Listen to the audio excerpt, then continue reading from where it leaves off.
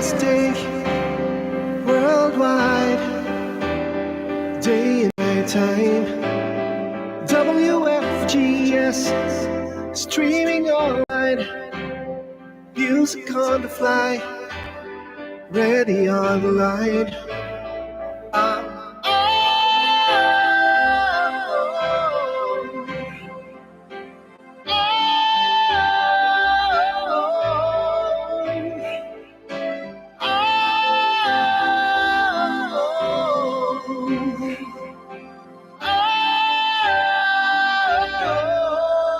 Listen to the top songs of great performance now streaming on W.FGS. Pakiayos natin mga kapitbahay ang ating mga orasan. Saan man tayo ng dako ng daigdig nandoon. Sa Alaska ay ganap ng alas 5 ng umaga, California alas 6 ng umaga. Samantalang sa Hawaii alas 4 ng madaling araw, alas 12 naman ang ating gabi sa Australia, alas 11 sa Japan, alas 5 ng hapon sa Kingdom of Saudi Arabia at sa mga bansa riyan sa Middle East. Diyan sa Asia, sa Pilipinas, ang oras natin mga kapitbahay ay ganap ng ika-10 ng gabi, Philippine Standard Time. Dito sa amin sa East Coast, ang oras po natin ay ganap ng alas 9 ng umaga.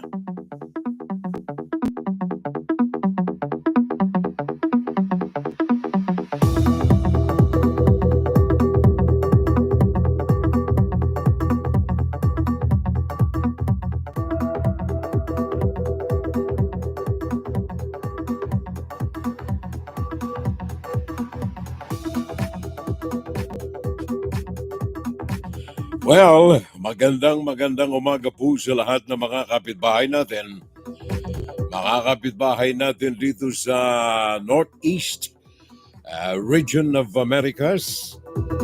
Simula sa Alaska, tama nga naman. Simula sa Alaska mga kapitbahay, magandang umaga. Hanggang sa mga lugar sa Canada, it's good morning. Sa mga lugar dito sa Amerikas, good morning. Sa mga kaibigan natin dyan sa Mexico at sa mga Latin American countries, good morning. Mga kaibigan natin dyan sa Middle East, magandang hapon. Mga nandyan sa Jordan, mga nandyan sa Dubai, mga nandyan sa Saudi Arabia, mga nandyan sa Damam. Arari tayo mga Pilipino riyan eh. And of course, sa mga nandyan sa Pinas na mga mahal natin sa buhay. Mga napag-iwanan natin riyan ng mga kamag-anakan. Mga napag-iwanan nating mga kaibigan riyan. Magandang gabi po sa kanilang lahat mga kapitbahay. Nasa panahon na ng ating pagre-retiro, nais pa rin nating makapaglingkod sa ating lupang tinubuan. Kaya kahit sa magitan man lamang ng ating Fun Saturday, makapag-alay tayo ng mga kaukulang kaalaman sa ating mga kadugo, saan man dako ng daigdig, especially kung kayo mga nasa bansa, makagawa ng kaukulang hakbang nang mapunuan naman ang ating mga kababayan. If you see something, say something, pare ko, di ba? Junior Dal, good morning. Good morning sa lahat ng mga viewers natin.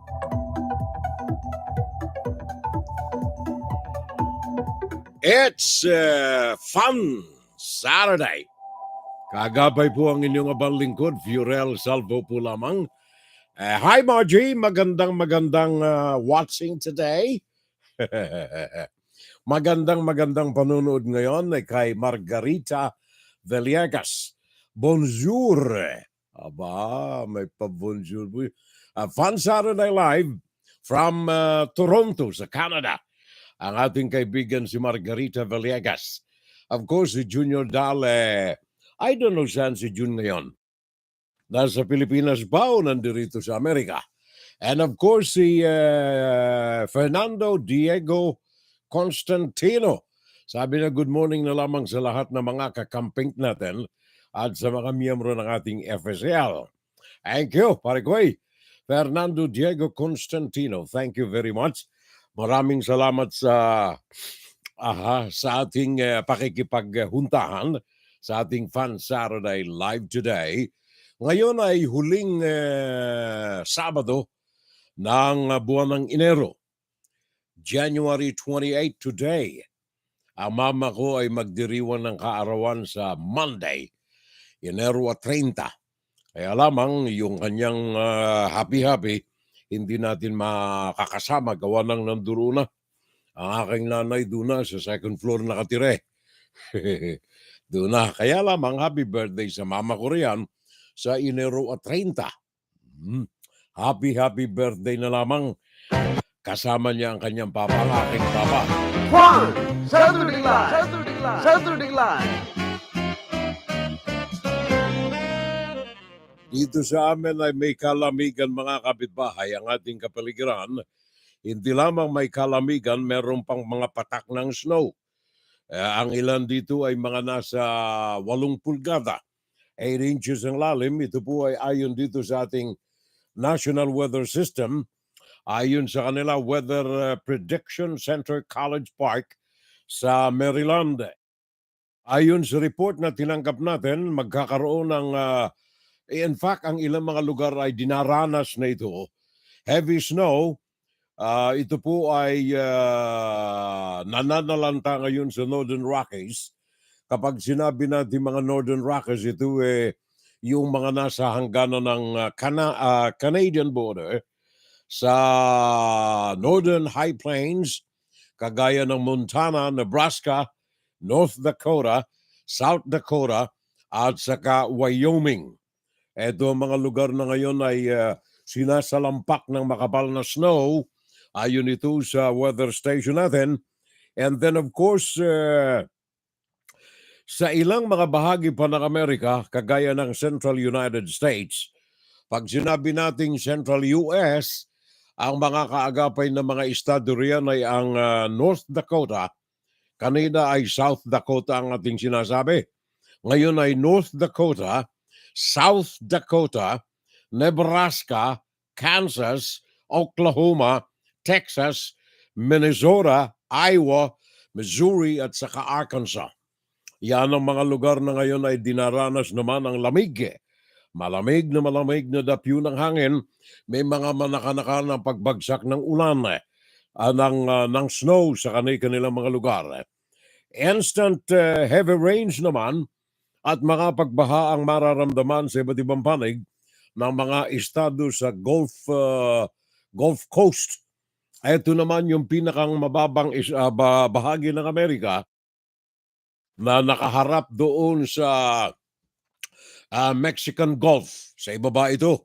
Ang mga bansa na yan, ang mga estado na yan, na apektado nitong mga pag-ulan, heavy rains, at mga pagbaha sa ilang mga lugar, ang Alabama, ang Florida, Louisiana, Mississippi, and then Texas.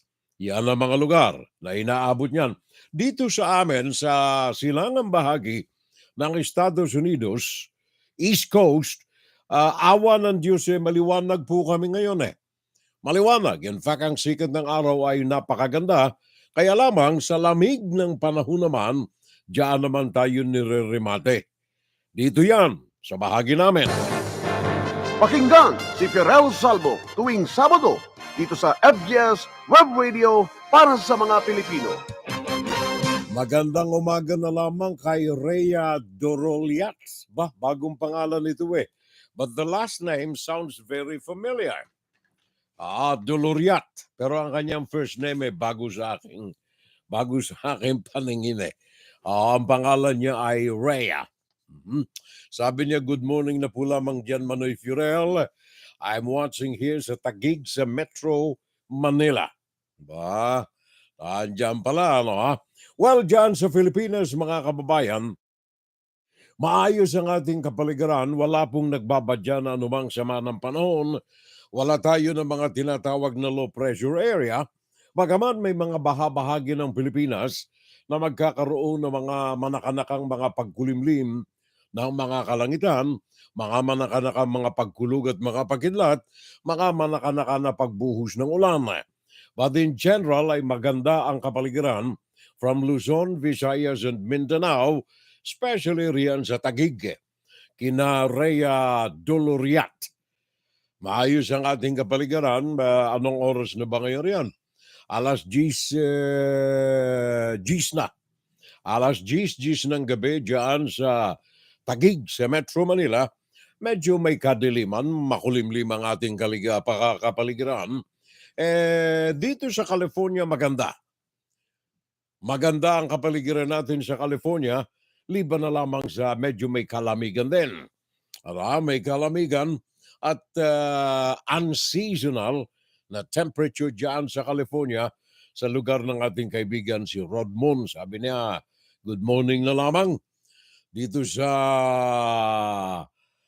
Murrieta sa California. Ang kaibigan nating paring Rod Moon. Pakinggan si Ferrell Salvo tuwing Sabado dito sa FGS Web Radio para sa mga Pilipino. At kayo mga naandyan sa Pinas, mga kapitbahay, yung mga gumagamit ng libreng sakay, unfortunately, ayon sa tinanggap nating ulat dito, yung inyong hinahanap-hanap na libreng sakay ay wala na po ito, definido na. Ayon sa LTFRB, wala na. Wala na ang libreng sakay. Ito ay dahilan sa may mga bagong plano ngayon ang LTFRB. Haba naman ito, Land Transportation, Franchising and Regulatory Board. Ayon ito kay Chofilo Guades III, na siyang tagapangulo ngayon nitong LTFRB. Hindi na ipairal yung kanilang libreng sakay, subalit yung 1.3 billion pesos na inilaan ng Department of Budget and Management, DBM, dito sa proyekto na ito ng LTFRB ay gagamitin na lamang sa ibang mga proyekto.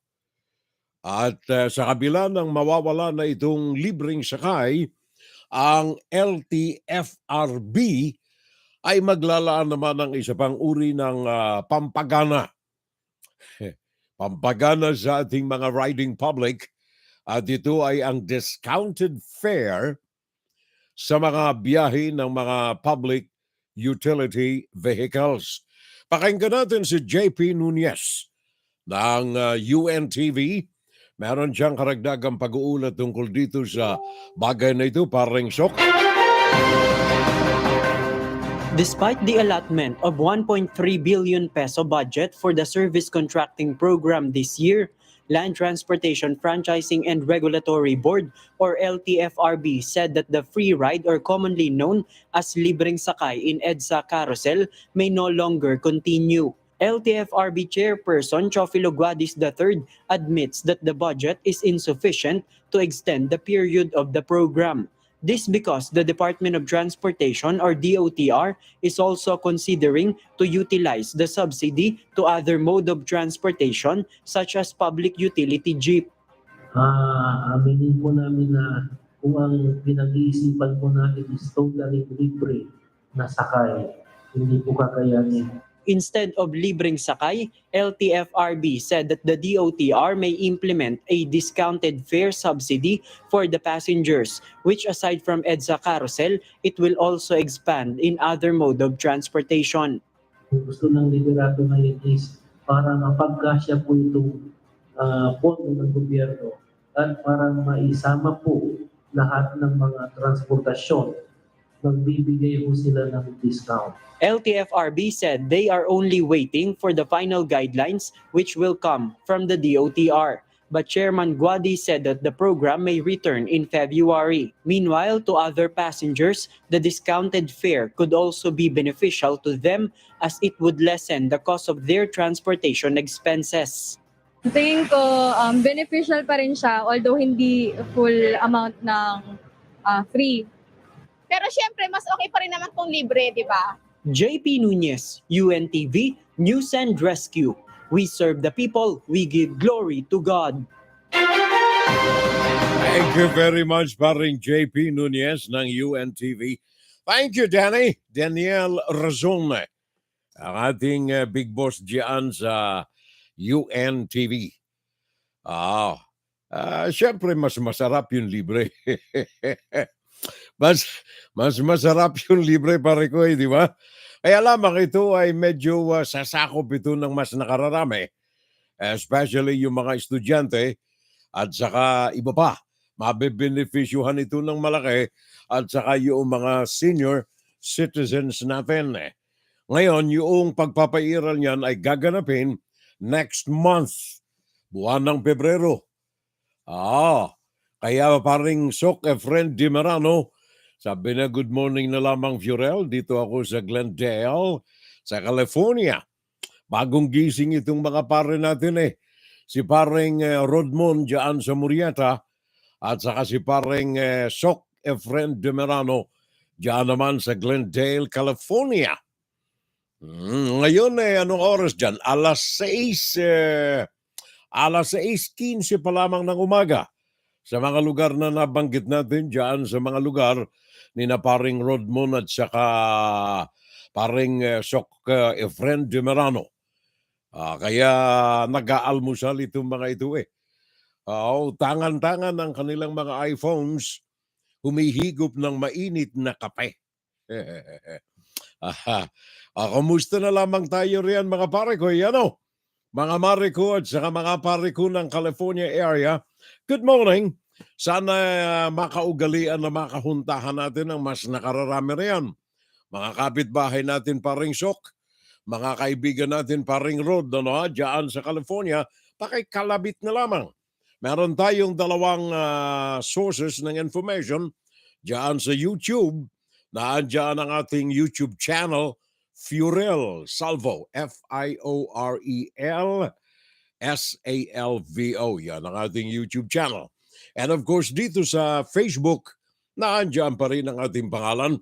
Medyo buo lamang ang pangalan natin dito, Fiorello Salvo, Fiorello, and then Salvo, Salvo. Ang ating programa na ito ay tuwing araw lamang ng Sabado, mga kapitbahay. Yan ay sapagat ang aking kapatid si Atinens, hindi pwedeng magpuyat ng gabi-gabi. Hindi pwedeng magpuyat ng gabi-gabi ang aking kapatid si Atinena, diyan sa Legazpi City. Nanonood siya ngayon. Sabi niya, we are watching, Fiorel. Thank you, Atinens. At saka birthday mo next month, Valentine's Day, pero si Mama sa 30 na. Hindi tayo makadadalo kay Mama sabagat nanduro na siya sa second floor. Happy birthday, Mom! Enero 30 ang kaarawan ng aking mama. Pinanganak siya January 30, 1903. 1903. Kaya ngayon kung nabubuhay ang tao ng ganito kahaba, 1903, pare ko.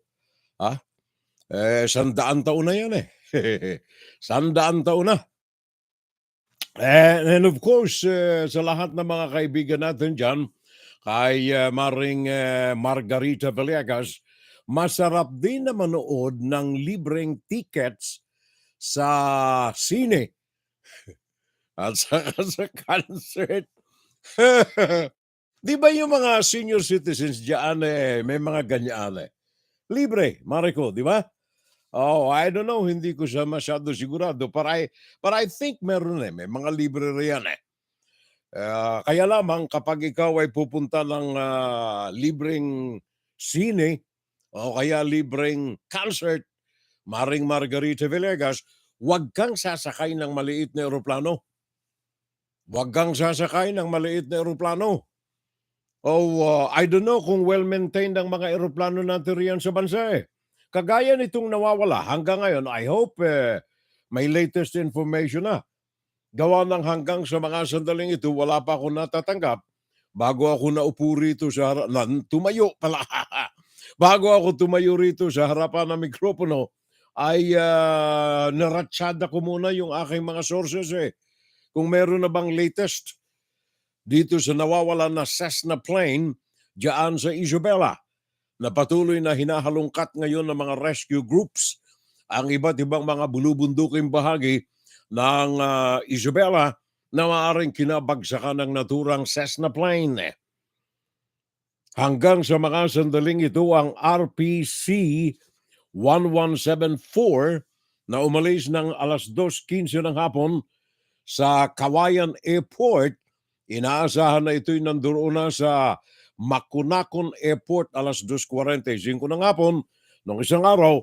Hanggang ngayon ay wala pa. Meron tayong report dito kay Eileen Cerudo ng UNTV. Pakinggan natin. Alamin natin ang report as of last night, midnight, oras dito sa amin, tanghaling tapat araw ng Sabado, diyan naman sa Pilipinas. Go ahead. Inclement weather hampers the aerial search operations to find the missing Cessna 206. During a press briefing, Isabela Provincial Risk Reduction and Management Office, or PDRRMO, reported that a farmer spotted an aircraft fitting the description of the Cessna 206. Na-observe niya isang aircraft fitting the description of the missing plane. Makita niya na it appeared to be in distress. It took the usual path followed by aircraft approaching Makunakon Airport. But then it turned right towards the Pacific Ocean, made a loop, and then returned and proceeded towards the mountain. Incident Commander Officer of PDRRMO, Attorney Constante Ferronda Jr., said that the white aircraft fly towards Barangay Diracuyan in the municipality of Bibilacan. Authorities already prepared 2 choppers and drones to survey the area. However, parts of Sierra Madre are too cloudy to conduct an aerial search. Waiting game. The weather. Weather para makapasok yung ating mga choppers. Weather para makalipad yung drone at magkakaroon siya ng visual access doon sa Site Alpha. Cessna 206 left Kawayan, Isabela last Tuesday and was supposed to land at 3 p.m. in the afternoon of the same day in Makunakon. There are 6 passengers on board the missing aircraft. Aerial search operations will resume once weather is favorable. Eileen Cerudo, UNTV News and Rescue. We serve the people. We give glory to God. Maraming salamat Eileen Cerudo. At pakibati na lang ang ating kaibigan riyan, paring Daniel Razon, ha? Bati man lamang natin itong ating mga tagapamuno ng UNTV at salamat sa kanila sa pakikipag-ugnayan sa ating palatuntunan. Diba? Maring Evelyn Punsones. Nakaalalay din sa atin si Eve. Evelyn M. Punsones. Umaalalay din sa atin ngayon sa mga sandaling ito. And of course, si paring Bonifacio Año Nuevo. At Evelyn, another Evelyn ito, si Pagayunan naman ito. Evelyn Pagayunan Benavides. Ayaw siyang patalo eh. Pagayunan sinda na mga babae. Alam niyo ang pagayunan sa Bicol? Pagayunan. Yan ay competition sa kagandahan. Pagayunan kita. Evelyn Pagayunan Benavides. Nakaalalay din sa atin sa mga sandaling ito. At sabi ni Bonifacio Año Nuevo, magandang hapon Fiorel at sa mga kakamping mula rito sa Riyadh, Kingdom of Saudi Arabia. May discount lang sa sinihan at saka mga restaurant dito sa Canada. Nandyan lang pala sa aming itaas itong kaibigan natin eh. Margarita Villegas. Nandyan siya sa Canada.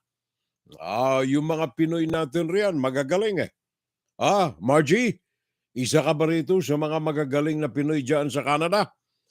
Oh, ang mga Pinoy riyan, mga mare ko at saka mga pare ko, talagang tunay na purong Canadian eh. Kanarito, kanariyan, kanaroon, kanadine, talagang masipag eh. Kaya nga ba Pilipinong Canadian, kana lamang ng kana. Ben Talagit, good morning, pare koy. Paring Ben Talagit, Manny Calderon, of course, good morning. Regards na lamang daw Furel. And of course, kay paring Jess Guevara.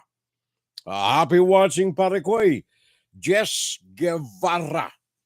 Ilan lamang ito sa mga lagi nating mga kaalala. And of course, mga hinahakda natin ng mga latest news. Diyan sa Cessna plane na yan, meron tayong karagdagang pag-uulat dito. Galing naman ito kay Jenny Dungon. Ito naman ay galing sa News 5, ang karagdagang pag-uulat na ito. News 5 Philippines. Pakinggan natin si Jenny Yung mga Dungon. gumagalaw ngayon po dun sa area, yun yung mga dati nang nandoon.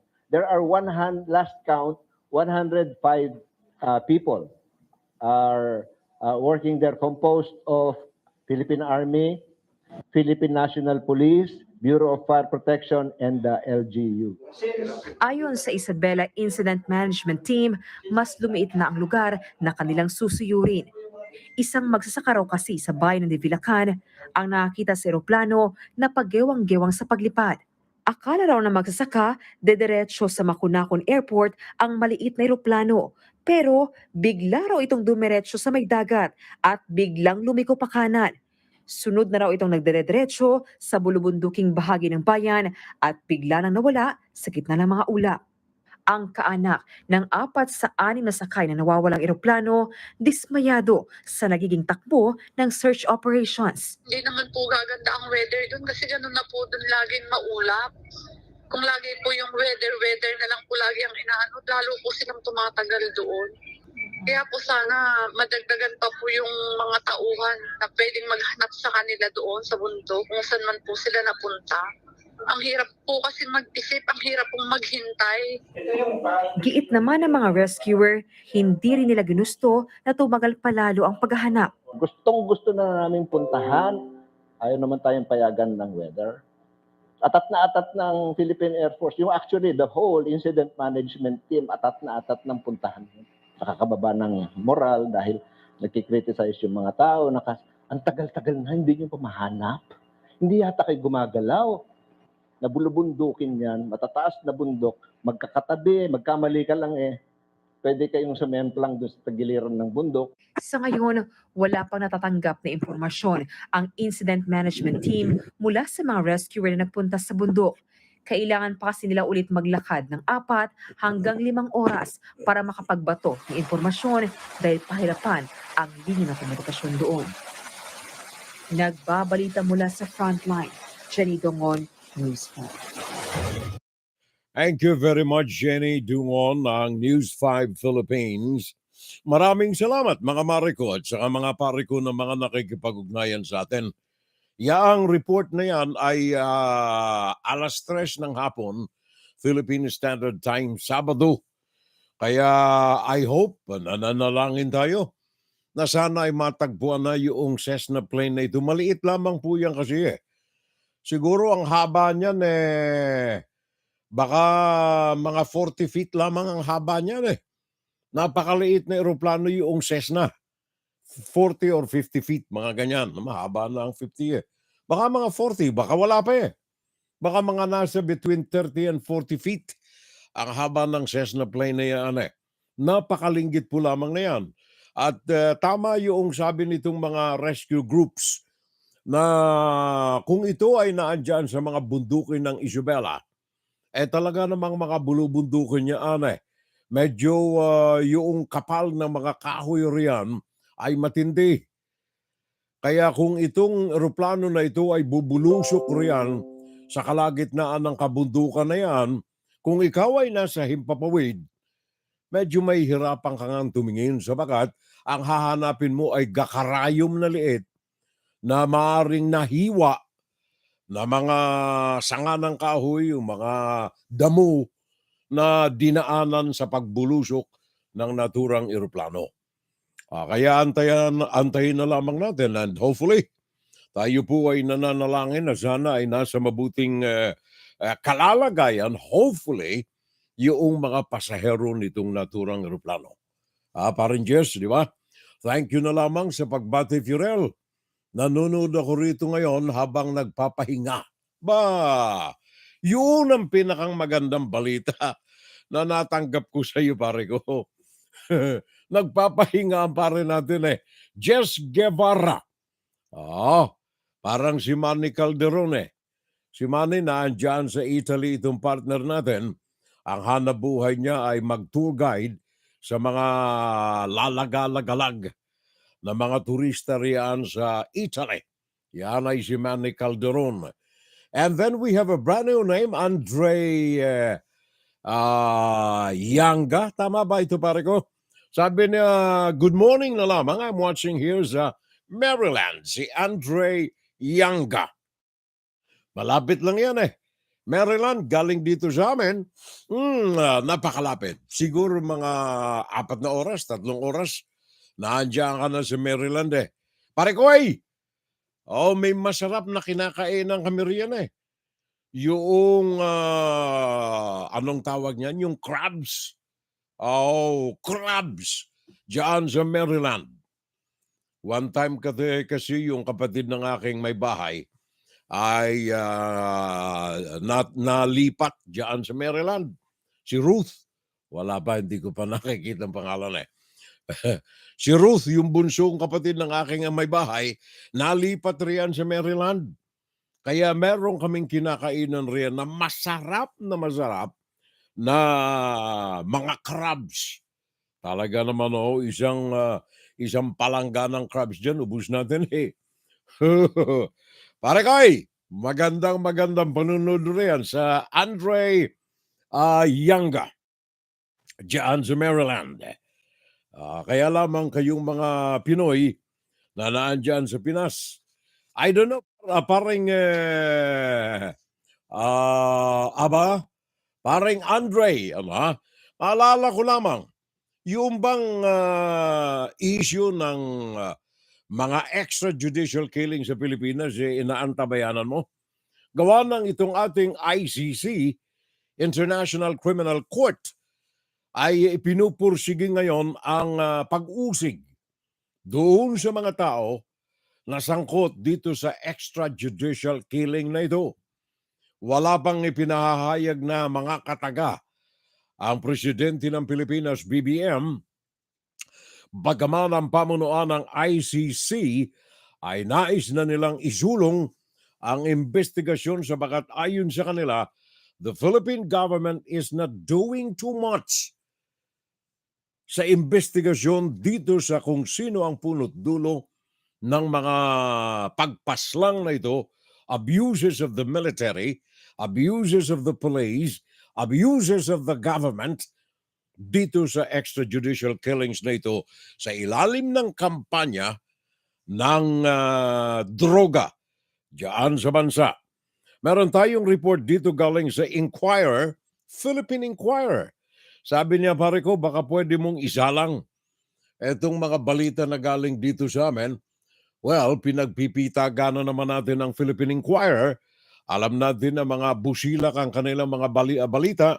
Ang mga lathalain nila ay nababase sa mga facts na nais nating bigyan ng pagpapahalaga dito sa ating palatuntunan.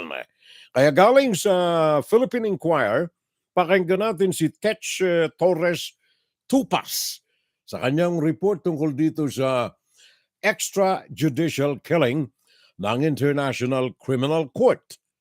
Pre-trial chamber of the International Criminal Court granted the prosecutor's request to resume investigation on the Philippines' war on drugs during the administration of former President Rodrigo Duterte.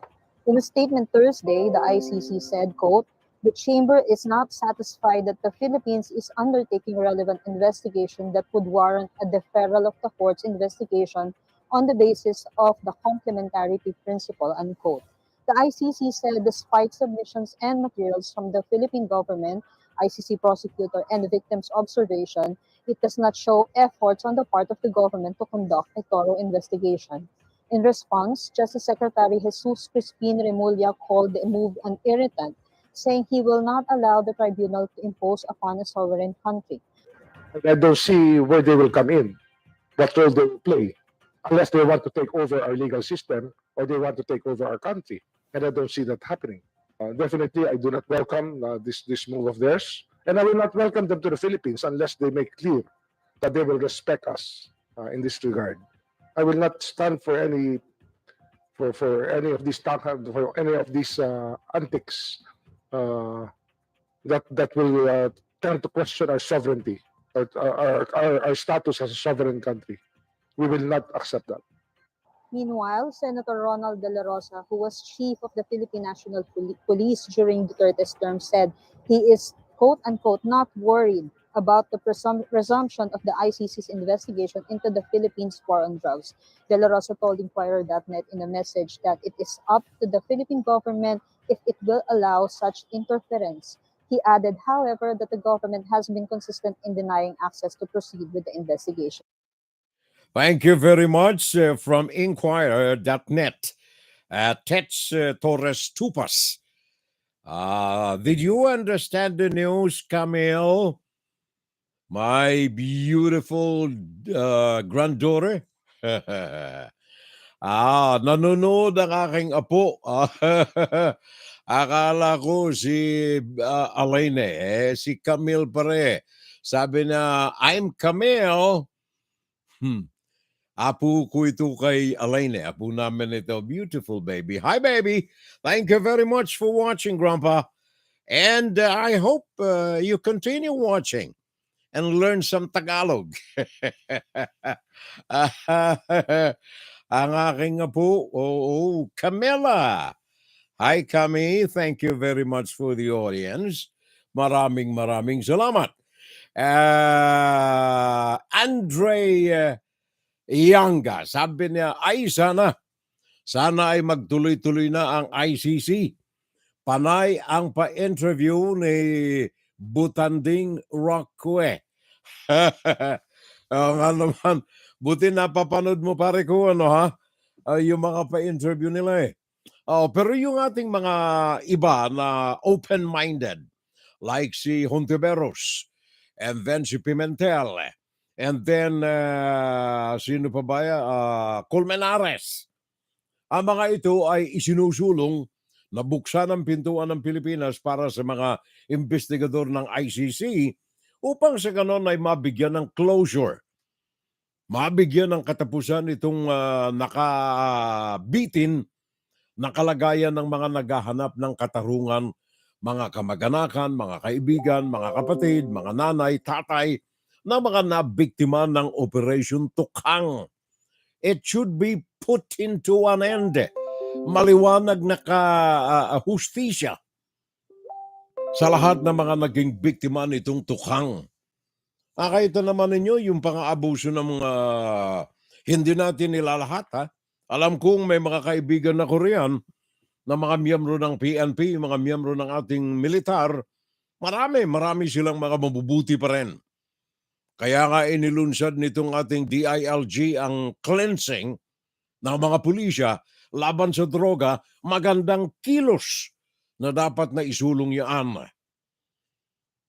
Gawa ng marami Naalala ko nung ako'y naandyan pa, marami tayo mga kaibigan sa militar na umaalalay sa atin para mapanatili tayong buhay. Sa kabila ng panunungkulan natin sa broadcast, na natili tayong buhay hanggang ngayon, humihinga pa. Salamat sa mga umalalay sa akin dyan sa panig ng ating Armed Forces of the Philippines. Salamat sa kanila. Marami tayo mga tao riyan. Kaya lamang, nung maupo si Rodrigo Duterte bilang presidente ng bansa, doon na sumikad ng husto, mga pulis ko yan mga militar ko yan binubusal-salang ko sila ng pera. Katakot-takot na pera. Pag kayo'y nagkasala, ako as Commander-in-Chief ang mananagot sa inyo. Kaya ano nangyari? Simula kay Bato de la Rosa hanggang sa mga kaalalay nito, nakita naman ninyo si Bantag. Kung tutugay-gaya ninyo ang mga nangyayari sa New Bilibid Prison, I doubt very much kung hindi totoo ang ilan sa mga ipinupukol riyan kay Bantag na mga akusasyon. Yan ay bunga yan eh. Sabi nga kung ano ang puno, siya ang bunga. Mga pulis ko yan eh. Mga sundalo ko yan eh. Kaya yung mga yan, pag iniutos kong ganito, ganyan ang mangyayari. Binubusyal sa lang ko yan ng pera eh. Di ba? Ganyan yan eh. Binubusyal sa lang ko yan ng pera eh. Kaya nagkakawindang-windang ngayon yung ating lagay ng ekonomiya dyan sa bansa. Although yung mga trolls, yung ilang mga kapatid natin sa hanabuhay riyan na may payola sa Malacanang, may payola sa pamahalaan, syempre gagawa sila ng counter-offensive propaganda sa mga masasamang balita na lumalaganap riyan. Paraki pa na tumatanggap ka ng payola kung hindi mo may pagtatanggol ang mga kaaliwas-wasang nagaganap sa pamahalaan. Di ba paring Rodmon? Magkakaminsan masakit pakinggan eh. Masakit pakinggan paring Rodmon, di ba? Makulimlim dito sa Moriata. Mukhang uulan mamaya at magluluto na ako ng munggo.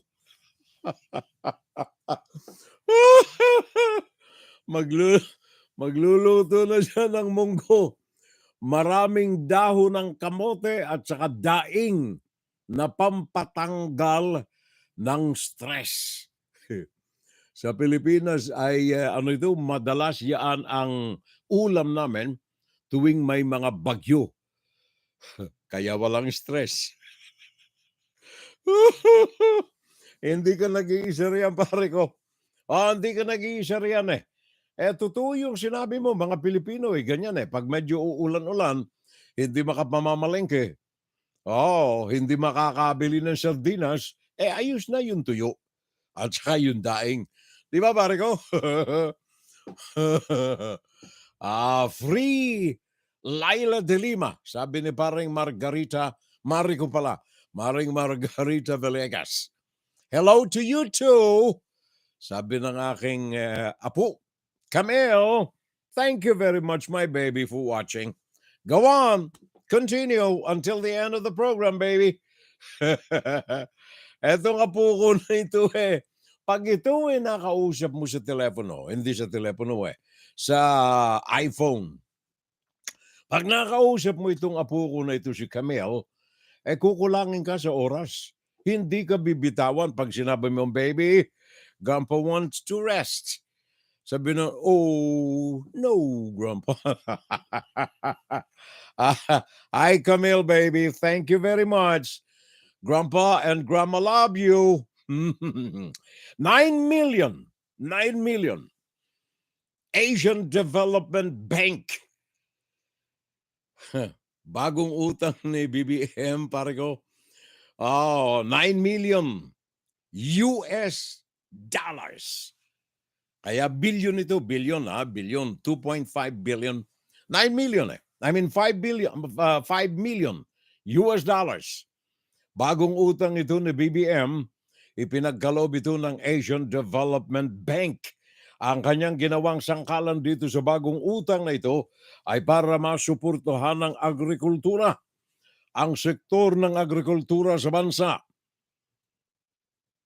Ayon dito sa tinanggap nating press release, the loan supports sub-program number 2 of the competitive and inclusive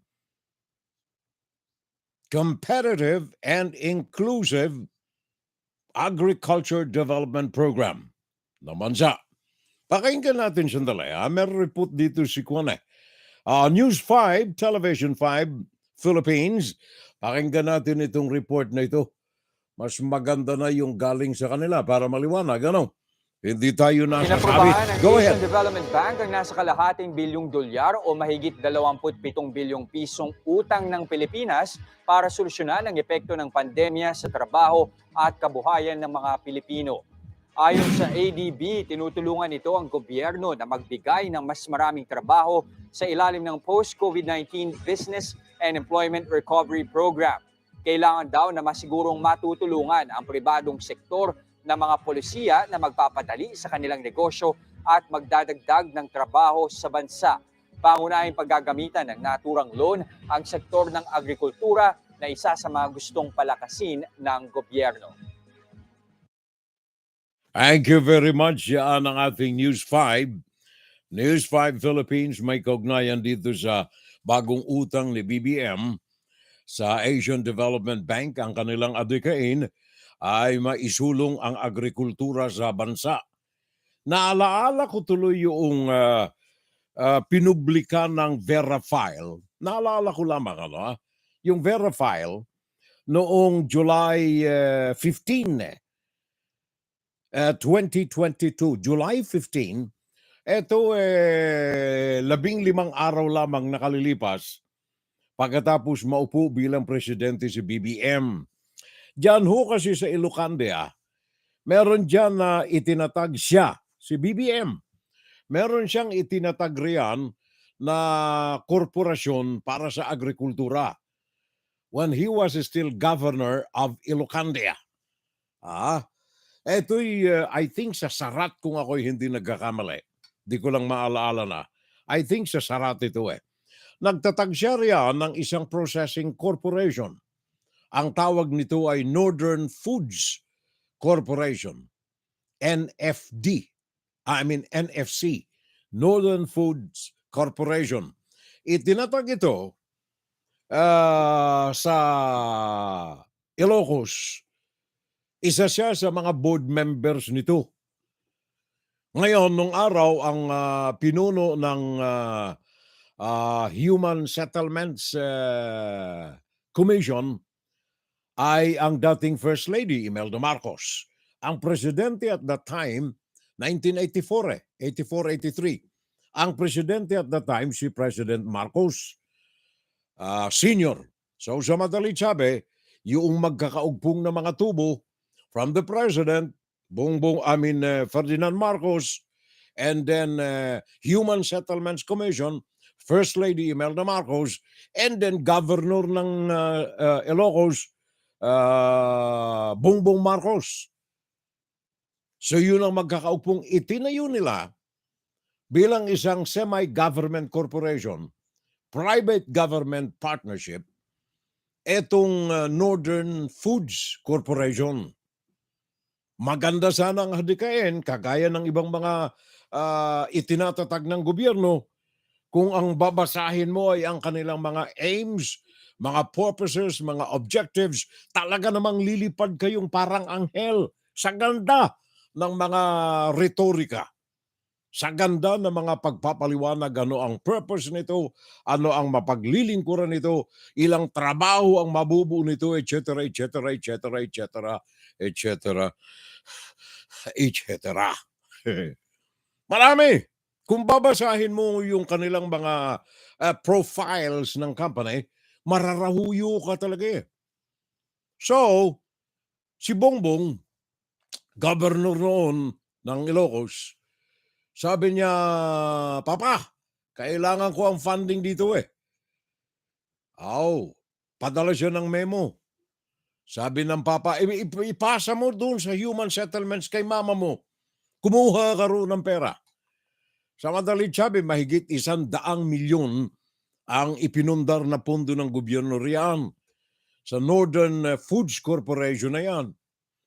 Pagkatapos na may pundar, bay laging nakasakay ng eroplano yung mga miyembro ng board Lagi nakasakay ng eroplano may sarili silang Cessna May sariling Cessna plane Laging nakasakay ng eroplano. Piyesta rito, piyesta roon. Kaya after 3 years of existence, by the way, yung management group nito pinatatakbo ng kaibigang matalik, ni Mrs. Imelda Marcos. Hindi ko na maalala ano bang pangalan nun. Sandali, ha? May pangalan yan eh. Yung management group na nagpatakbo nito eh. Sandali lamang. Hanapin ko sandali. Nasa listahan ko yan eh. Agreement Consultants. Yang Agreement Consultants na yan ay halos partner, very close partner ni First Lady Imelda Marcos.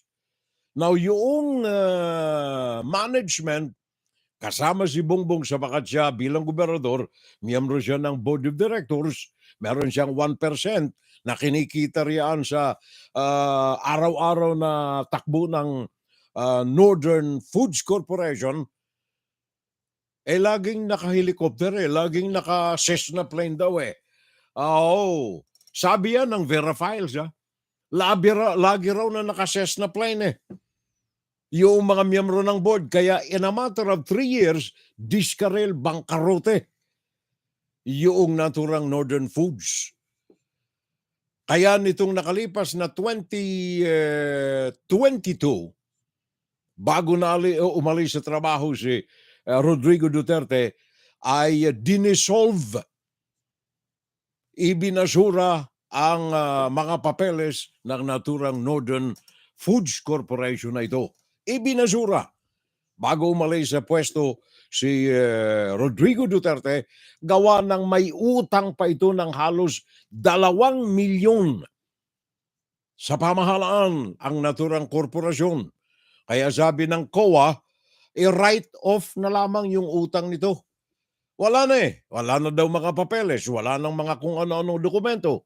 Write off na lamang. Ano ang ibig sabihin ng write off? Patawarin na lang. Ilagay na lamang sa tubig nang malusaw ang utang na ito. Ngayon, yung itinatag ni Bongbong Marcos na yan noong 1984, pagkatapos na maupo si Bongbong Marcos sa pwesto nitong nakalipas lamang na buwan ng Hunyo 30, 2022, 15 araw pagkatapos na maupo siya sa pwesto, binuhay niya from the graves. Buhat sa kanyang libingan, binuhay nito ang Northern Foods Corporation. Binigyan niya. Ano ang sabi ni Araneta? Hindi Araneta pala, ni Manutok pala. Ang sabi ni Manutok, we have the 100 million pesos from Department of Agriculture for our processing plant. Ito yung Northern Foods Corporation. Yun ang kaagad-agad ay pinagmalaki ng bagong gobernador ng Ilocos, alang iba kundi si Ilocos Norte Governor Matthew Manutok, anak ni Amy Marcos Manutok. Kaya maganda sana yung purpose nito, Kaya lamang itong mga ganitong mga parang pailalim, sikreto na mga galaw, lalong nakapagpapabigat ng dalahi ng presidente.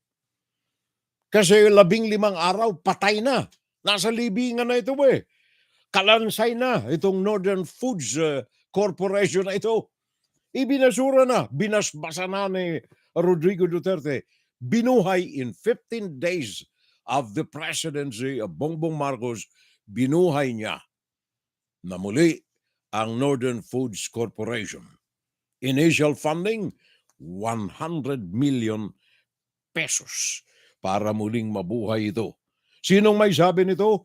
July 6, 2022, press conference sa Lawag City ni Governor Matthew Manutok.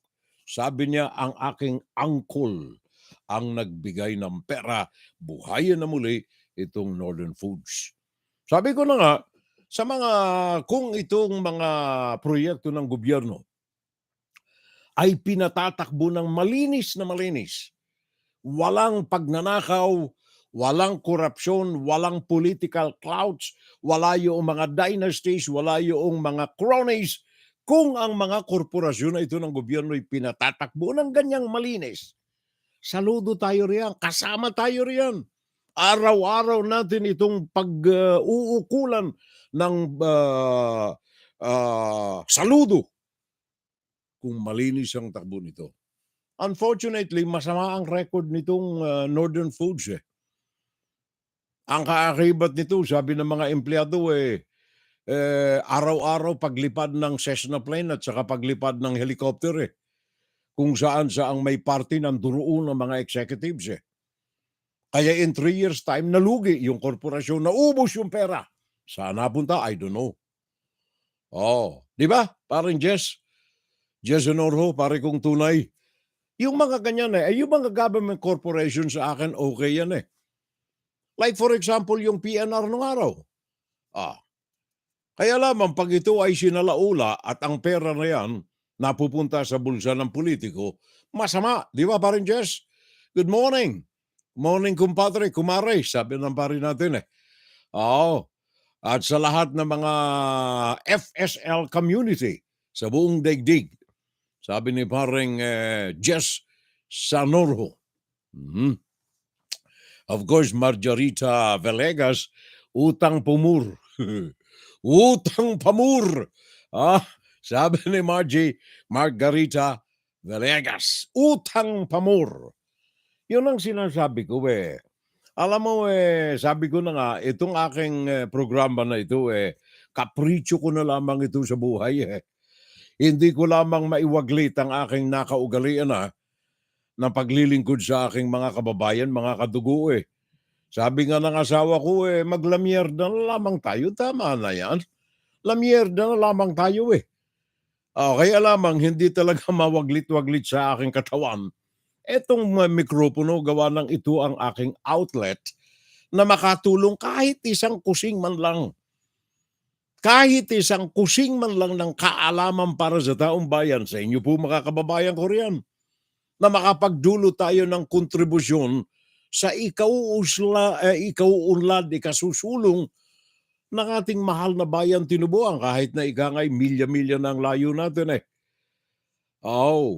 Sabi nga ng tatay ko don't forget son, little drops of rain, little grains of sand, make a mighty ocean and a pleasant land. Kita mo? Yung mga kukunting-kunting butil na yan, na ikangay maibabahagi natin sa ikauunlad ng ating mga kababayan, para sa akin okay na yan Mamatay man tayo, at least may makakaalaala sa atin. Maalaala tayo ni Margarita Villegas. Sabi niya, alam mo, yung si Fiorel nung buhay, at least meron siyang bunganga na nakatutulong sa taong bayan. Di ba, pare Jess? Itong pare kong tunay na ito Kung wala na tayo sa mikropono, baka maalaala ko nito. Alam mo, may kumpare ako nung araw Broadcaster yun Broadcast journalist napadpad sa Amerika sa baka yung buhay niya sa Pinas, muntik ng pag-chap-chap-chap-chapin. Di ba? Mga ganyan pare ko, di ba? Kagaya na lamang halimbawa, itong mga nagaganap dyan sa bansa, sa kabila ng mayaman na lupa, meron tayong Pinas. Mayaman Kahit na tingnan ninyo yung World Trade Organization. May mga data sila roon sa World Trade Organization na ang Pilipinas isa sa mga mayamang sources ng mga agricultural products kung ito lamang ay talagang pagtutuunan ng masusing pansin ng pamahalaan. Kaya lamang sa kasalukuyan, naturingan tayo na ang presidente ay sekretaryo ng agrikultura. Una nang binigyan ng pabuya yung Northern Foods na kanyang itinatag noong mga 1980s. Nung ang papa niya ang presidente, ang mama niya ang pinuno ng Human Settlements Commission. Naalala ninyo yung KKK ni Madam First Lady? Hindi ko na maalala ang ibig sabihin ng KKK. Sandali meron akong kudigo niyan Yung pangkabuhayan project yan ng First Lady diyan kinuha kasi yung pera na pandagdag dito sa Northern Foods Etong KKK, Kilusang Kabuhayan at Kaunlaran. There you are. Proyekto ng First Lady yan. Nilaanan niya ng bilyong piso na funding para tulungan yung mga magsasaka. May nabalitaan na ba kayo na umunlad na magsasaka? Kaya ngayon, yung halaga ng ating mga pangunahing bilihin, pagkatapos na mabusbusan ng konti yung sibuyas, yung onion, ano naman ang nagmamahal ngayon? Bawang. Bawang ang nagmamahal ngayon. Hindi lamang bawang, itlog, mga pare ko. Yan, very ironic. Sabi ko na nga kanina, gawa ng ang Pilipinas, World Trade Organization, nung araw, pinagmamalaki ang Pilipinas ang isa sa mga main sources ng mga agricultural products sa daigdig. Gawa ng masyadong mayaman, maabuno ang mga lupang Pilipino. Bakit ngayon? Ang halaga ng sibuyas, ngayon pinagmamalaki nila, 300 na lang, pwede na. Gawa ng imported. Itong mga importasyon na ito ang dahilan kung bakit nasasadlak ang mga magsasaka natin sa matinding kahirapan.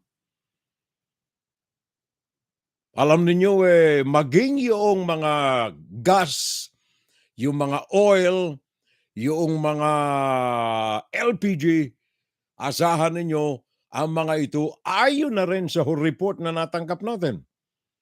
Ang mga ito sa loob ng isang linggo ay papailanlan sa himpapawid ng grabeng laki ng presyong itataas. Alvin Alchico, ABS-CBN. Itinaas na ni Melissa ng 5 pesos ang kada takal ng ulam dahil sa pagmahal ng sibuyas at itlog. Pero ang problema niya ngayon, malaki rin ang itataas sa presyo ng LPG sa Miyerkules. Hindi ko alam paano magiging diskarte ngayon dahil sobrang taas talaga eh. Ngayong araw, nasa 9.50 na kada kilo o mahigit 100 piso kada regular na tangke ang itinaas sa contract price ng LPG sa world market. Pero hindi pa yan ang final contract price. Asahan na ng ating consumer na malaki itong increase na to. One of the biggest increase na mangyayari pagdating sa LPG. Sa Miyerkules pa magkakalaman kung magkano ang saktong itataas sa presyo ng LPG. Pero ngayon pa lang, nag-abiso na ang mga manufacturers at dealers sa kanilang mga consumer, kagaya ng mga karinderya at restaurant, na paghandaan ang malaki-laking price increase sa LPG sa susunod na linggo. Kung kaya naman po ng budget, sir, mag-imbak na po tayo kasi parang if ever po magtataas ng 8 pesos, 88 pesos din po yun, sir. Matitipid din po natin yung 88 pesos. Maaantala rin ng 2 weeks ang dating ng shipment ng ilang LPG importers pero tiniyak ng gobyernong hindi magkukulang ang supply. Tatawag po kami sa mga industry players para masigurado po sila na compliant sila with their minimum inventory sa LPG na 7 days.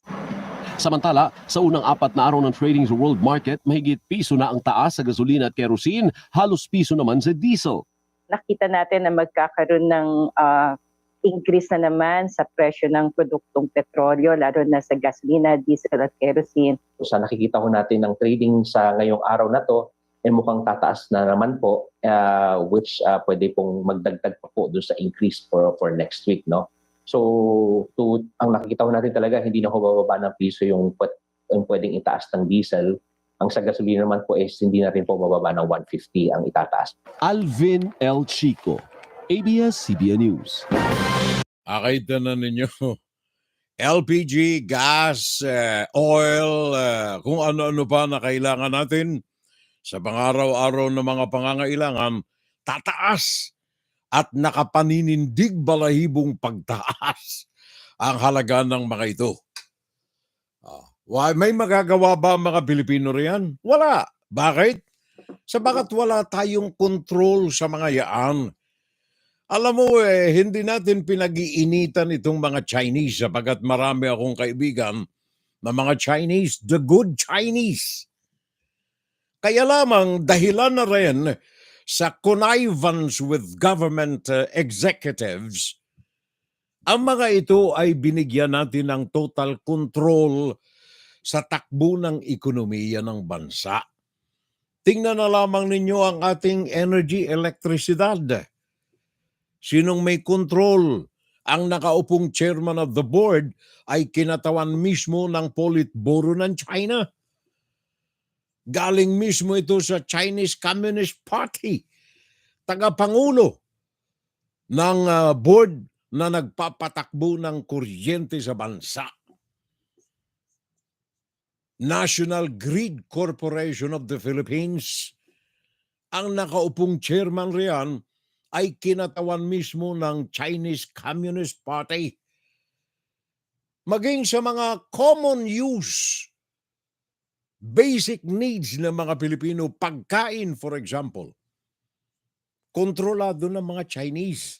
Ito yung sinasabi ni Senator Nancy Villar na mga kartel, yung mga masasamang mga Chinese na nagpapatakbo ng ekonomiya ng bansang Pilipinas. Kaya pati na yung presyo ng itlog, tumaas na eh. Presyo ng itlog, tumaas na. Ano ang reklamo ng mga nag-aalaga ng mga manok sa bansa? Pakinggan natin si Dennis Datu ng ABS-CBN. Tumaas na sa 210 pesos ang farm gate price ng standard na medium-sized na itlog o 7 pesos kada piraso. Sabi ng Batangas Egg Producers Multipurpose Cooperative o BEPCO, mataas ang presyo ng itlog ngayon dahil kulang ang supply. Walang produksyon sa Northern Luzon at sa Visayas dahil sa bird flu, kaya tanging Batangas ang nakakapag-supply sa pangangailangan ng bansa, lalo na sa Metro Manila.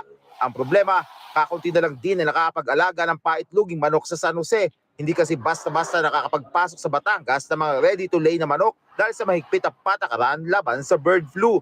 Sumabay pa ang mataas na presyo ng mga patuka. Since last year, ang dami nang tumigil. Mga dito lang sa bayan ng sa San Jose, mga nasa 20 to 30% ang nawala na ng at tumigil na sa pagpo-produce ng itlog. Bakit? Hindi na kinakaya ng mga maliliit na farmer dito sa San Jose na i-sustain ang kanilang hanap buhay. 50 hanggang 60% na umano ang itinaas ang presyo ng patuka. Sa laki ng production cost, 10 hanggang 20 centimos lang ang kinikita nila sa bawat itlog. Mula 12 million na egg production kada araw sa bayan ng San Jose, bumagsak na ito sa 6 hanggang 8 milyon kada araw, kaya kinukulang na ang supply. Kinulang na rin kasi ang Metro Manila talagang ang laki ng volume na pangangailangan, even yung Calabarzon. Madami na nga tumigil eh. At hindi na rin kami nagpapapasok ng ready to lay. Kasi ang nangyayari ngayon, puro nag-aalaga kami ng sisiw, yung DOP, pinalalaki pa namin. Bago pa yun mangitlog, 20 weeks pa bago yan mangitlog. Ang dating 235 pesos na XL size ay nasa 240 hanggang 245 pesos na. 225 pesos naman ang super small na size na dati ay 215 pesos lamang kada tray. Dennis Datu, ABS-CBN News. Thank you very much, Dennis. Maraming salamat pa rin, Dennis Datu ng ABS-CBN. Pakinggan natin ang ating mga pagtalakay sa mga issues na kasalukuyang kinakaharap ng ating mga kababayan. Especially, ito pong mga kababayan natin dyan sa Pilipinas, makalipas lamang ito. WFGS Broadcasting worldwide, day and night time. WFGS streaming online, music on the fly, ready online.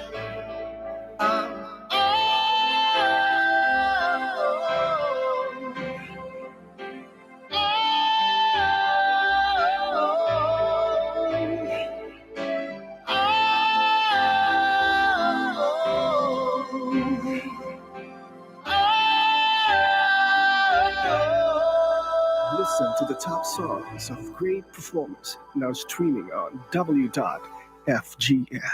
Oras natin mga kapitbahay ay 9 makalipas ang ika-10 ng umaga, Eastern Standard Time, USA. At ganap ng ika-11 at 11:09 in the evening, Philippine Standard Time. Yan ang oras po ng ating Fun Saturday Live right now. Inside, Guro-Guro, Opinion, Fun Saturday Live.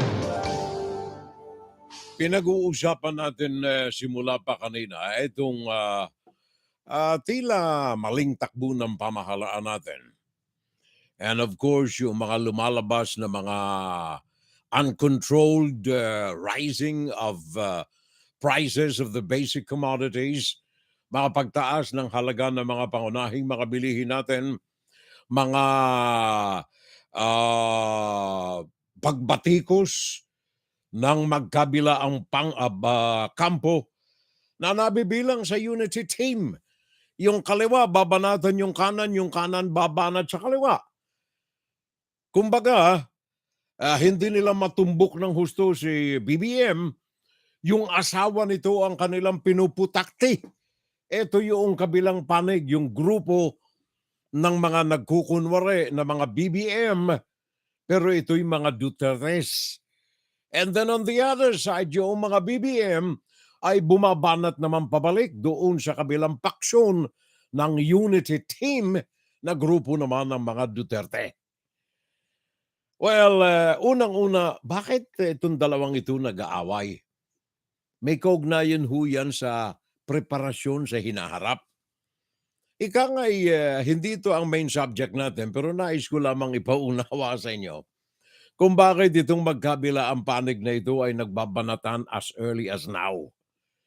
Naghahanda sila pare-pareho na ika nga'y masipa ang kanilang mga kaalyado upang sila'y mamukadgad. Bakit? Preparasyon sa eleksyon 4 years or 6 years from now. 6 years, kung ang pagtutuunan natin ng pansin, ang kasalukuyang saligang batas, 6 na taon. 5 taon na lang bago magkaroon ng presidential elections again. Bakit naman tinitingnan natin yan? Sabagat na dapat ninyong tandaan, hindi magkapartido po itong unity. Dalawang mga paksyon ito ng mga oligarke, dalawang paksyon ng mga dynasties ang nasa kapangyarihan. Kaya sa eleksyon sa within the next 5 years, presidential elections, nais ni Sara na siya ang maging presidente. Now, at the time, kung hindi pa hinog etong anak ni BBM, mag-vice presidente muna ito sa eleksyon presidential 5 years from now. Si Sara ang tatakbong presidente, ang vice itong anak ni BBM, si Congressman. Okay? Tandaan ninyo, meron pang governor na nandoon. Meron pang governor. Sa madalit sabi, pagsasalin-salina nila ang pamumuno sa bansa. Bakit? Sabagat may pera ang gobyerno. Alam ba ninyo na 20%, ayon ito sa pananaliksik, maging ang World Bank ay nagpahayag nito, 20% ng pera ng gobyerno na nasa sa national budget, sa madalit sabi, legal na inilaan ng Kongreso at ng Senado, in connivance with the Executive Department. Ang kahilingan ng presidente, bigay natin ang 5 trilyon na budget. Bakit? Sabagat dito sa 5 trilyon na budget na ito for 2023, 2% riyan ang napupunta sa bulsa nitong mga politiko. Rank and file ng mga pusakal na mga politiko ang kinatutunguhan ng 20% ng national budget. Yun ay sabi mismo yan ng World Bank Nawawala ang 20% at ngayong 2023, the budget is 5 trillion. 20% ng 5 trilyong pisos na yan ay 1 trilyon. Yun ang pinagpipistahan ng mga pusakal na mga barumbado na mga politiko sa bansa. Ngayon, ang presidente, pwede ba niyang ipangalandakan na, hindi mangyayari yan. Sa ilalim ng aking administrasyon, hindi mangyayari yan. Na nakawin itong mga balasubas na mga politiko itong 20% ng aking national budget na 5 trillion pesos. Meron bang lakas ang boses niya na galing sa presidente? Yung credibility at stake. Credibility of the president is at stake. Meron ba siyang lakas ng loob na bitawan yung mga kataga na yan? Uusigin ko ang mga korapto sa gobyerno. In fact, balikan natin yung kanyang SONA, State of the Nation Address ng Presidente, unang-unang SONA niya. Meron ba siyang nabanggit tungkol sa graft and corruption sa kanyang speech? Turn back the hands of time. Pakinggan ninyo yung kanyang SONA. Never na binanggit ang korupsyon sa pamahalaan. Bakit?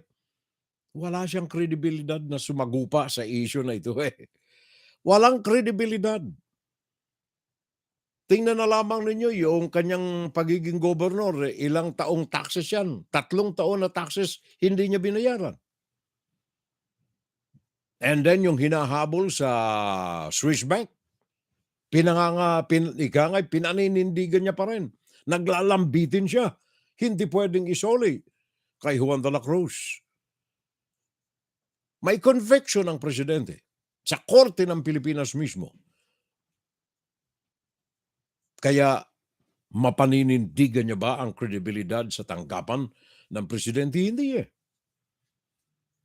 Kaya itong 20% na ito, that is equivalent to 1 trillion Philippine money.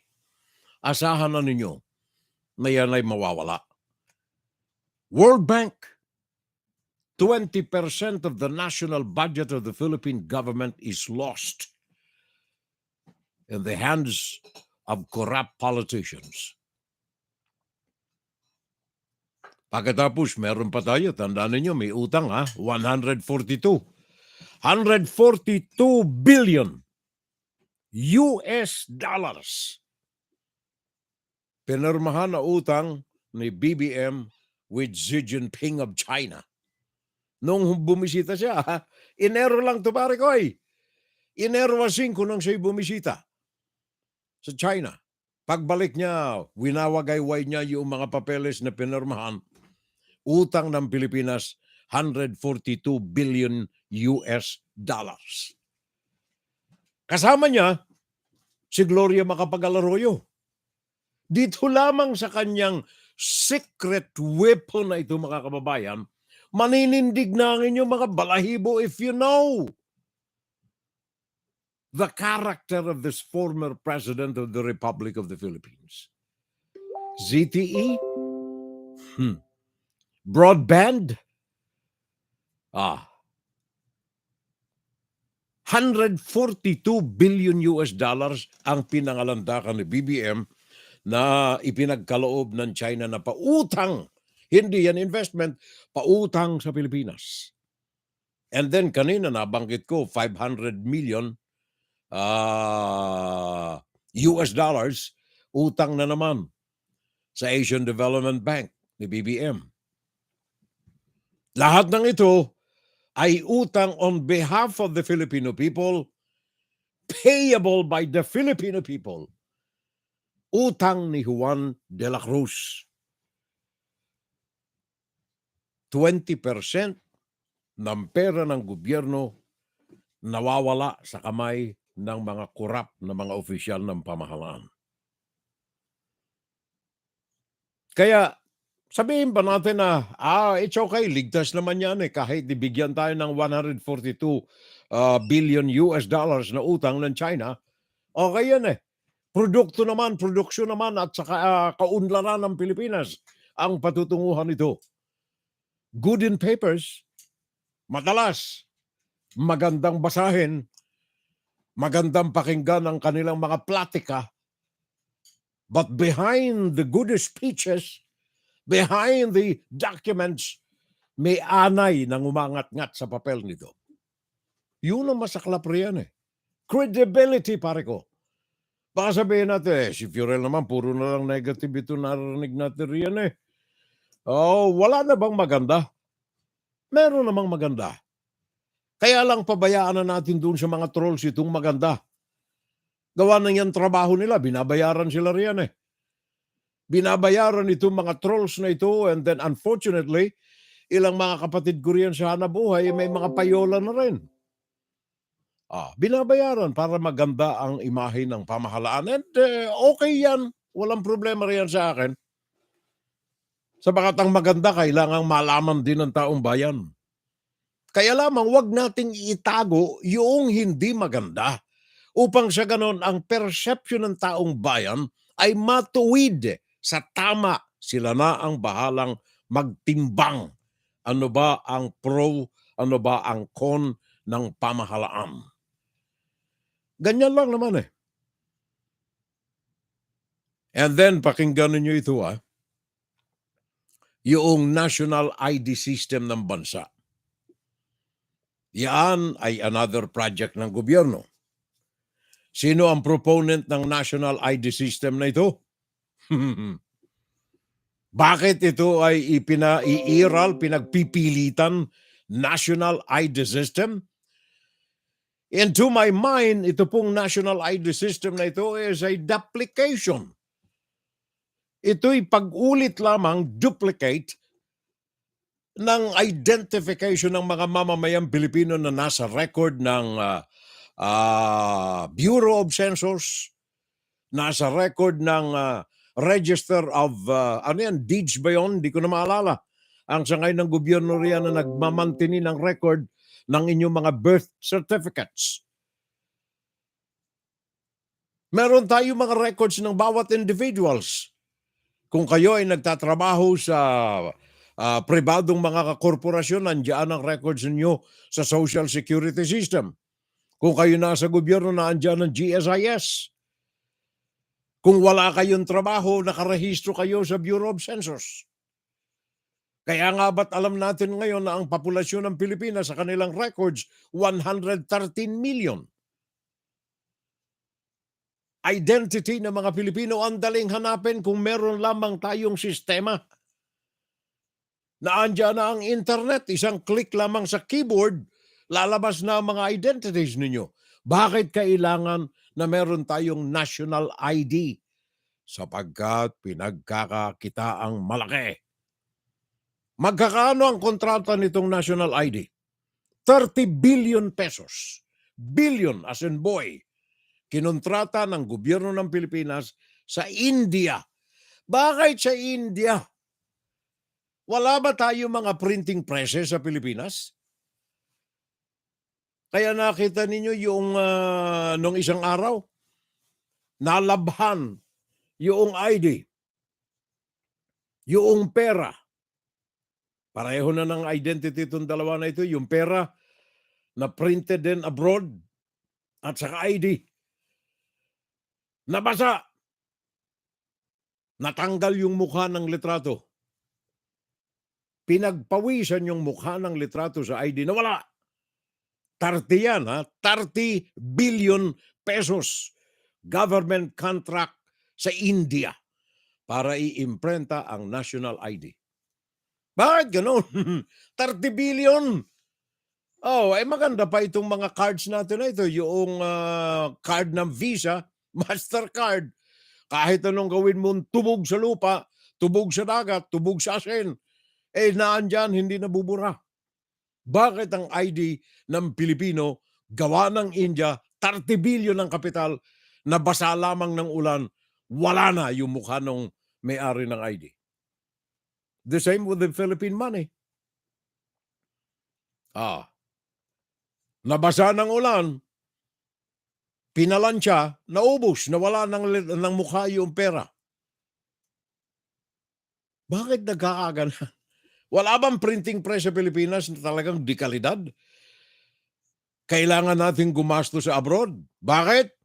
Sabagat kapag ito'y kontrata sa abroad, kumikita yung mga may kontrata. Remember Farmally? Remember laptop? Marami tayong mga kontrata sa gobyerno ang nangawawala ang na pundo na inilalaan dito. Sabi nga ng World Bank, 20% eh. 20% eh. Bakit 20%? May pinagmanahan eh. Balikan natin ang Coco Fed noong panahon ni Mr. Marcos na matanda. Panahon ni na Benedicto, panahon ni na sino ba yun? Department of Transportation ng araw. Japan funding ng daang bakal noong panahon na yon. And then Coco Fund, 20% ang nawawala roon. Napunta sa Swiss Bank. Ayon yan sa PCGG, ha? Ayon yan sa PCGG. 20%. Doon ang gagaling ito mga 20% na ito ngayon. Leadership by example. Kaya hanggang ngayon, ganun pa rin ang mga nangyayari. Tingnan ninyo. Eto nakalipas lamang na biyahe sa Davos. Sabi nga na BBM sa Davos, Switzerland. Ang budget dito, 70 million. Ang nagasto kulang-kulang ng 70 million.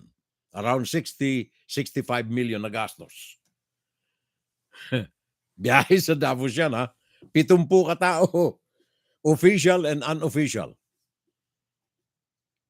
Hindi lamang 20% riyan ang nawala sa Kabanang Bayan sa official trip na ito, hindi lamang 20% ang nawala riyan. More than that. Magkakaano ang pocket money nitong 70 katao na ito na nandyan? Huwag na natin gawin 70. 50 na lang. Magkakaano ang pocket money ng mga ito para sumama sa inturahe ng presidente sa Davos. Yun ang sabi ng presidente, Davos eh. Mga kababayan ko etong mga bagay na ito ay nagdaragdag lamang sa bigat ng dinadala ng presidente na siya rin ang may kagagawan. Mantakin mo, sabi ko nga kanina sa unang segment ng ating programa, yun na lamang na issue ng Northern Foods Corporation. Diyan sa Ilocos, diyan yan sa Lawag. Hindi sa Lawag. Let me see. Basta nasa Ilocos ito eh. Itinatag ito riyan Northern Foods Corporation na ngayon ay kinapitalan ng original planner nito na ngayon ay presidente ninyo ng bansa. Sabi ko nga kanina sa unang sektor ng ating programa, eto nung gobernador pa siya ng Ilocos, itinatag niya ito with partnership sa isang samahan na very close sa kanyang nanay. Ito yung Agreeman Consultants. Agreeman Consultants. Ito ang kaalalay very closely with the First Lady during the Marcos era. Nangapital, binigyan ng Malacanang nung araw sa kanyang tatay, 100 million. And then, sabi ko na nga kanina, winaldas yung pera ng Northern Foods. Isinakay sa helicopter, isinakay sa Cessna, naglemyerda kung saan-saan. 3 years after, diskaril, bangkarote yung kumpanya. Yun ang marami sa mga kaganapan ng mga government companies, mga kababayan. Kaya yung sinabi ng, oh by the way, nitong 2017 ha, maalala ko lamang, noong 2017, meron pang isang nais kong ipaabot sa inyo. Noong 2017, ang dating sekretary ng DENR, Department of Environment and Natural Resources, pinagkalooban ng lisensya ng karapatan agreement. Etong isang samahan diyan sa Rizal, sa Tanay, ang Masungi Dew Park Project. Masungi Dew Park Project. Si Gina Lopez, mga angkan na mga Lopezes ng ABS-CBN, inalis di ba? Inalis siya. Hindi ko resunada ni Dutse. Inalis siya. Noong kapanahonan niya ay may agreement ang DNR sa Masungi Dew Park o Geo Park. Ngayon ay Geo Reserve ang tawag niyan. Isang pamilya ang nangalaga rito from that time, 2017, tinaniman yung mga nakatiwangwang mga lupa na riyan sa Tanay, tinaniman ng mga kahoy, ng mga nara, kung ano-ano. Yung dating kalbo na paligid nito ngayon ay mayabong na. Ang kaso, ito'y pinag-interesan na naman ng mga politiko.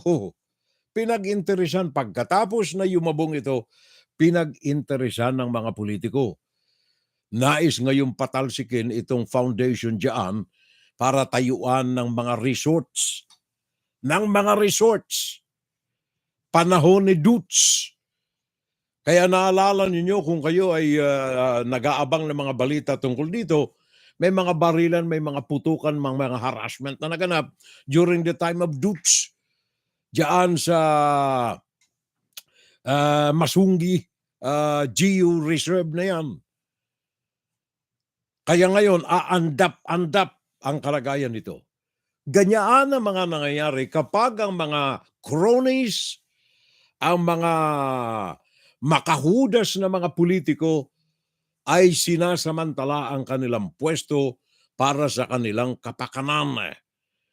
Etong Masungi Geo Reserve na ito, dapat ito ay hands-off sa sino man na pribadong kumpanya o kaya government corporations, sabagat ito ang last forest reserve ng pamahalaan diyan sa Tanay na nagbabantay, nagbibigay ng tubig sa supply na ipinagkakaloob sa Metro Manila. Ngayon, mainit ang mga mata ng mga politiko na nagkakamkaman in connivance with so-called developers upang gawing resort ang naturang malawak na lupain diyan sa Tanay. Yan pag pinapasok na ng malademonyong mga kaisipan ang mga politiko natin at wala silang pakialam sa mga Pilipino kundi ang kanilang bulsa, ang kanilang binabantayan. Kaya yung mga survey na ito ng social weather, for example, tingnan ninyong maigi. Kung meron kayong panahon, buklatin ninyo ang pahina ng social weather stations, SWS. Balikan ninyo ang kanilang mga unang-unang profiling ng mga Pilipino. Meron silang mga social surveys Tinitingnan nila kung gaano na ba ang hirap, gaano na ba ang yaman ng mga Pilipino. One time ay wala akong magawa. Ang aking ginawa ay suyurin yung record nitong SWS. Gawa ng kahit na papano, kahit na kung magkakaminsan itong SWS, ay binabayaran ng mga politiko para magsagawa ng survey, malaman nila at maipamando sa tao na sila'y pinapaboran sa nalalapit na eleksyon. It is okay. Trabaho at pinagkakakitaan niya ng mga ganyan. Social weather, pagkatapos yung Pulse Asia, pinagkakakitaan na yan mga survey na yan Pero ang aking pinaglaanan ng pansin ay ito pong survey na ginawa nila na kung saan ay ginagawa nila ng profile ng larawan kung ano ang kabuhayan, kalalagayan ng mga Pilipino ever since na itinatag nila itong social weather systems na ito. Kaya tiningnan ko, panahon ni Marcos 1980s, meron akong nabulatlat na record from 1980. 1980s na records ng social weather systems, SWS. Sa loob ng 40 taon from 1983 hanggang ngayon, tiningnan ko yung profiling nila sa mga Pilipino. Umasenso ba tayo mga Pilipino? Bakit ko naisipan ito? Gawa nung isang araw, lumabas ang social weather, ang social weather stations na ang buhay ng mga Pilipino ayon sa kanila ay hindi na mahirap. Hindi na mahirap. Binasa ko sa mga periodiko, sa kung saan-saan, mga Philippine Star, Inquirer, ABS-CBN, GMA. Binasa ko. Medyo konting may kasinungalingan sa mga nakalathala eh. Kaya sabi ko, tingnan ko nga kung itong mga reports na ito fact-checking lang. Fact-checking lang. Tiningnan ko yung mga records ng social weather systems. Gawa ng sabi ng ating gobyerno, maganda na ang buhay ng mga Pilipino. Maganda, sabi ng gobyerno eh. Maganda na, sabi ni BBM maraming mga proyekto ngayon magkakaloob ng mga trabaho sa mga nawala ng trabaho at umaasenso. Ang unemployment natin ng record ngayon ay maganda na, dumami. Ang ekonomiya natin tumaas na. Kaya tayo ngayon ay tinitingala, sinasaluduhan ng daigdig, isa sa mga may pangako na kaunlaran sa hinaharap. Saludo tayo riyan kung totoo. Sabi ko na nga, wala naman tayong pagsalungat kung yun ang totoo. Ako mismo ang mangunguna sa pangangampanya at pangangalandakan sa daigdig na maganda na nga ang ekonomiya ng bansa, maunlad ang Pilipinas at titingalain tayo na pinakantigre sa ekonomiya sa Asia. Mangunguna tayo riyan kapag yan ang totoo eh. Sapagkat tayo ay may dugong Pilipino pa rin. Kaya anuman ang kaunlaran ng Pilipinas ay ipinangangalandakan natin, and proud to say that to the world, na maganda ang Pilipinas. Kaya lamang sa mga salaula, hindi natin talaga malulunok ito eh. Kagaya halimbawa ng social weather stations. Social weather stations. Ano ang sabi nila? Simula nung mga records parang Jundi, simula nung mga records from 1980s, tiningnan ko na lamang 40 anyos na lang ang aking kinuha. From 83 hanggang ngayon, 23. That's 40 years. Tiningnan ko maigi, umaasenso nga ba ang mga Pilipino? Tama ba yung pinagyayabang ni BBM na maganda na talaga ang buhay ng mga Pilipino ngayon? Na wala nang masyadong mahihirap, na may mga trabaho ang mga Pinoy? 40 years. 40 years poverty survey or social profile ng mga Filipino sa nakalipas na 40 anyos. Anong lumalabas? Ang mga Pilipino po ay patuloy na mahirap. Halos ito ay nagsisisaw lamang, medyo tumataas, bumababa ng 4%.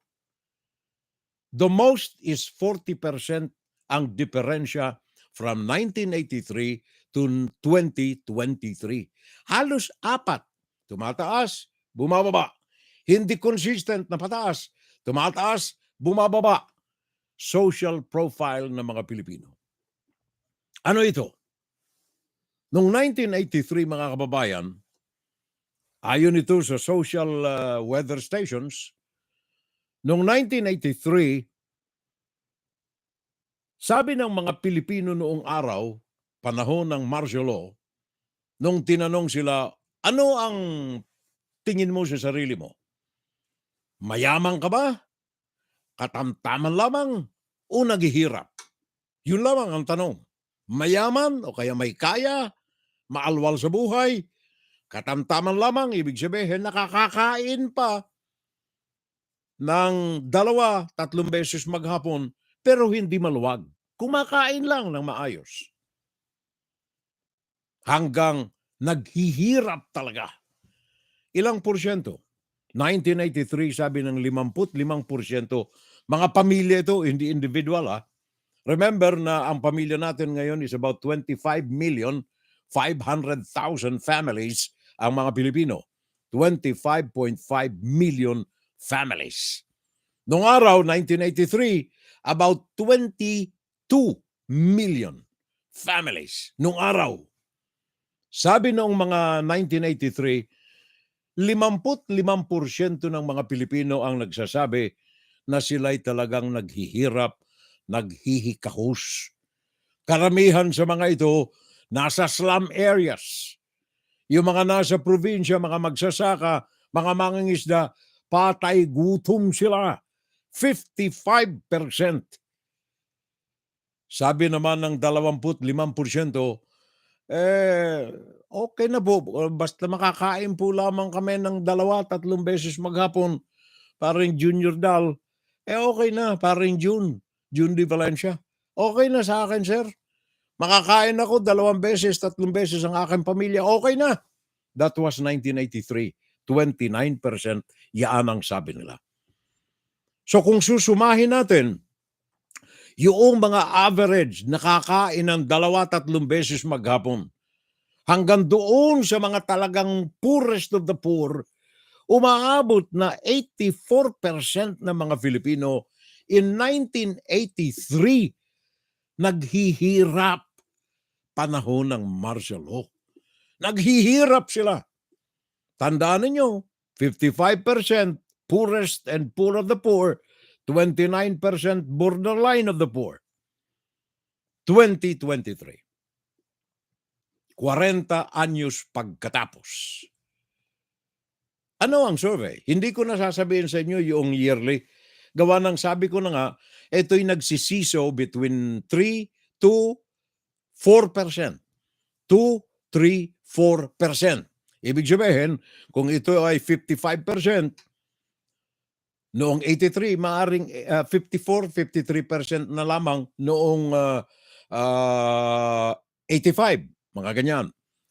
Kaya hindi ko na sinama isa-isa, tinalon ko na lamang itong 2023. 40 anyos pagkatapos. Ano ang sabi ng social weather? 2023. Ito yung huli na lumabas sa mga periodiko. Basahin nyo, naandyan yan. Sabi ng mga Pilipino, nitong kasalukuyang mga nabubuhay, sabi nila, 51% ng mga Pilipino naghihirap. Tandaan ninyo, yung 83 ay 55%. Ngayong 2023, 51% na lamang ang mga naghihirap.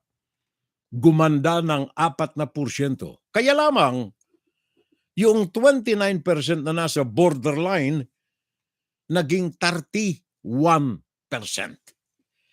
Isumada total natin itong 31 plus 51, 82% pa rin ng mga Pilipino.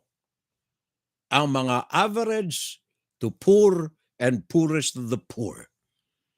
82% ng mga Pilipino. Ito'y mga pure-blooded, brown-skinned Filipinos. Kahit na gamitan pa ninyo ng sabon ng papaya, brown skin pa rin ang mga Pilipino. 82% of kasalukuyang populasyon ng Pilipinas ang naandiyan pa rin sa kahirapan. Ano ang equivalent nito sa total population ng Pilipinas? Remember, I said, ang total na populasyon ng Pilipinas ay 25,500,000 families today. Sa numero ng pamilya, 20 million dito. 828,000 families ang mga nasa sadlak sa kahirapan. So, umasenso ba ang mga Pilipino, kapitbahay? Bakit nagkakaganon? Bakit walang pagbabago? Oh, umakyat lamang ng konti hanggang doon sa average pero hindi tayo yumaman eh. Sino may kasalanan itong mga ito? Ang mga leader ba ng bansa ang solely nag-iisa na maituturo natin? Hindi rin. Pwera sa mga kasama ko rito sa FSL, siguro sila ang maituturo nating dahilan din kung bakit walang pagbabago ang mga Pilipino. Ibinoto nila eh. Ibinoto nila eh. Although hindi rin masisisi natin ang lahat, sa mga tumulong sa ganitong uri ng pamamahala sa Pilipinas, itong Smartmatic, tandaan ninyo mga kababayan, ang tinatawag na artificial intelligence. Ang China ang naunguna riyan. Ang China ang naunguna sa paggamit ng artificial intelligence sa mga masasamang adhikain. Kasama na riyan ang pagkontrol sa isang bansa na kanilang nais na sakupin either economically o kaya maaring politically. Ang Pilipinas ay number 1 dyan sa target na yan. Yan ay sinasabi lamang natin mga kababayan sapagkat masyado tayong dinuhagin na nitong nakalipas na 6 na taon, panahon ni Rodrigo Duterte. Winasak nito hindi lamang ang karangalan ng mga Pilipino, hindi lamang ang mga pangalan ng mga Pilipino, hindi lamang ang reputasyon ng mga Pilipino, kundi ang ekonomiya ng mga Pilipino. Pulis ko yan eh. Militar ko yan eh. Bansa ko yan eh. Kaya ikaw, kroniko, nagbigay ka sa akin ng 30 milyon nung eleksyon ko, magtayo ka na magtayo ng korporasyon dyan. 38, tayo mo yan. Saan galing ang finances ko? Mangutang ka sa China. Marami tayo mga kaibigan doon. Kaibigan ko si Xi Jinping eh. Kaya ngayon nadidiskaril na yung kanyang number 1 na alalay. Diba? Bakit hindi mahuli yun? Meron tayo magnetic lifter dyan na nahuli eh. Wag mo, sino may-ari? Chinese po. Importer. Wag mo nang galawin. Diba? Teka muna po. Ito'y involved mismo. Gobyerno na po ang involved dito eh. Alin? Yung PSDBM po. Ano nangyari sa PSDBM? Meron hong binibiling mga laptop eh. Yung Department of Education eh. Ang kaso ho gustong kumita eh. Pabayaan mo na. Baka madis ko. Huwag mo nang ipangalandakan. PSDBM. Tayo mo na. Panahon ba ni nung nung PSDBM? Panahon po ni Christopher Lau eh. Huwag mong galawin yan. Pero sangkot pa siya sa Farmally, lalong huwag mong galawin. Pero po iniimbestigahan na po ng Senado eh. Huwag niyong paiintindi, huwag kayong pupunta sa Senado. Pero po sabi ng COA grabe ang anomalya ng PSDBM. Mga tarantado yung mga sa COA na yan eh. Alisin ang COA, huwag intindihin. Rodrigo Duterte. Kaya, paano tayo? Magpahinog na lamang tayo sapagkat yun ang ginusto natin. Inside, Guro-Guro, Opinion, and Saturday Live. Kaya mga pare ko, mga mare ko, Maring Mirna Guillermo, blessed Saturday na lamang sa iyo, mare koy. At sabi niya sa lahat ng mga followers natin at ako raw, sabi ni Maring Mirna Guillermo, blessing Saturday morning pala. Sabi niya, blessing Saturday morning. Thank you, Mir. Maraming salamat. Ako'y very proud ng aking kaibigan, milyonarya. Milyonaryo itong kaibigan ko. At saka si Baet Venturina. Eto, gusto ko rin ito eh. Gawa ng laging mabait ito eh. Kaya nga ba siya pinangalan ng Baet eh. Napakabait nito. May tama kasi si BBM, aray. Ang lakas ng tama nito. Sabi ni paring Baet Venturina. Tama pala ang sinabi ni Bantag. Ano ito? Budol-budol man ang ano ito? Ang ibig sabihin ng BBM. Budol-budol man ang BBM.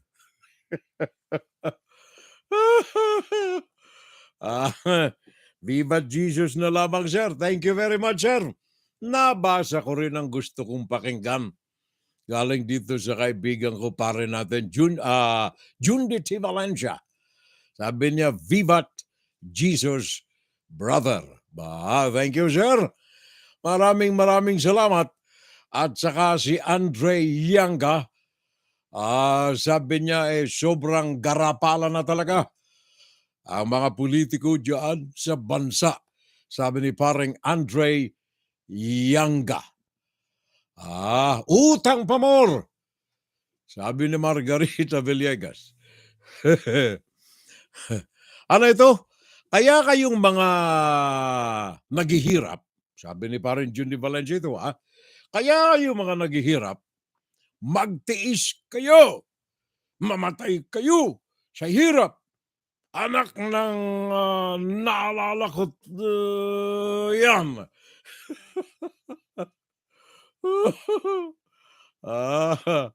Sayang wala na yung voice clip ko, pare ko. Meron akong voice clip dyan galing kay paring Rodrigo Duterte. Ito na lang, pakinggan ninyo ito. Mas maganda to What is unity if your people have no moral values? Halimbawa, yung kapitbahay mo ay tax evader. Aray, tumakbong presidente. Oops, Binoto mo. Aray. Anong klaseng tao ka? If your people have no moral values. Aray. Anong klaseng tao ka? Anong klaseng tao ka? Aray, Anong klaseng tao ka? Okay na po. Yung kapitbahay Huwag mo niyong ulitin. ay tax evader. Aray. Tumakbong presidente. Governor Binoto Aya, mo. aray. Anong klaseng tao ka? Sakit.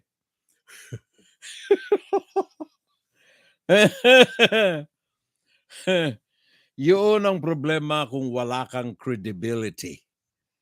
Yun ang masaklap riyan, parang Jundi. Lalo pa, kapag ika nga hindi lamang yung credibility mo ang nasa question, kundi pati na yung harassment, mga harassment, o kaya pang-aabuso mo sa pwesto, o kaya pangmamaliit mo sa iyong kapwa. Tinuturing mo pa man din na siya ay matalik mong kaibigan. Diba? He is my friend. We are very close. In fact, I paid him a visit 5 times already. I went there, I come back and went there again and come back 5 times. As a president, he is my very close friend. Pagkatapos, tinaboy, yung mga mangangisdang mga Pilipino, meron kaming hotline na ngayon sabi ng huli na presidente ngayon. May hotline na kami. Hindi, anong hotline? Itaboy yung mga Pilipinong yung mga mangangisda. Di ba, paring Henry? Henry Umaga Diaz ng ABS-CBN, pakinggan natin ito. Go ahead. Naisumiti na ng Philippine Coast Guard sa Department of Foreign Affairs ang mga ebidensya sa pinakahuling insidente ng umano'y panghaharas na naman ng Chinese vessel sa mga mangingisdang Pinoy sa Ayungin Shoal sa West Philippine Sea. Ayon po kay PCG spokesperson Commodore J. Tariela, nakausap ng kanilang mga tauhan ang mga mangingisda at kinumpirma umano nila na ang nangyari noong January 9, bukod sa sinumpaang salaysay ng mga mangingisda, sinumiti rin ng PCG ang mga video at larawan ng insidente. gagamitin umano itong ebidensya sa paghain ng diplomatic protest ng DFA. Samantala, kinumpirma po ng Coast Guard Eastern Visayas District na nagpasaklolo ang MV Kaida 899. Chinese isang din yan. Chinese fishing vessel Anong na ginagawa sumadsad nito sa dyan sa Suluan Samar? Island, Gian, Eastern Samar. Ah. Ang Suluan Island ay nasa silangang bahagi o eastern side ng bansa na nakaharap sa Philippine Sea at Pacific Ocean. Bagamat limitado pa ang binigay na detalye ng Coast Guard, kinumpirma nito na hinila na papuntang Tacloban City ang nasabing fishing vessel na may lulang 7 Chinese na mangingisda. Kahit na yan, paring Henry Umaga Diaz ng ABS-CBN. Tuloy ang harassment. Babalik lamang ni BBM galing China. May harassment. Kaya sabi ng Philippine Coast Guard, binigay na ho namin lahat ng mga dokumento, mga litrato, video, binigay na namin sa DFA. Sabi ng DFA, papadala tayo ng formal complaint sa China. Again. Sabi ng BBM, okay lang. Meron na tayong hotline. Meron na tayong hotline. Ano ba? Paano na ito, Marikoy? Ha? Paano na tayo nito parang Jundi? Kaya kayo mga mahihirap, dapat anong klaseng anak ka? sabi ni parang Jundi Valencia. Tama! Magtiis sila! Ganito sila! Are you talking to yourself? Apo, Marcos. Sabi ni Andre Yanga. Hanggat nandidiyan si Arroyo, Aray, Digong at Marcos, wala ng pag-asang umangat ang Pinas. Marami talaga ang mga leader na makakapal na ang mukha. Sabi ni parang Junior Dal. Sabi naman ni Antonio Malay Manlolo, sinasadya ng mga pamahalaang ito na mahirap ang mga mamamayan dahilan sa ayaw nila na mag-invest na heavy industrialization. Kung kaya, ayaw nila dahilan sa mabagal kasi ang return of investment. Matagal kasi silang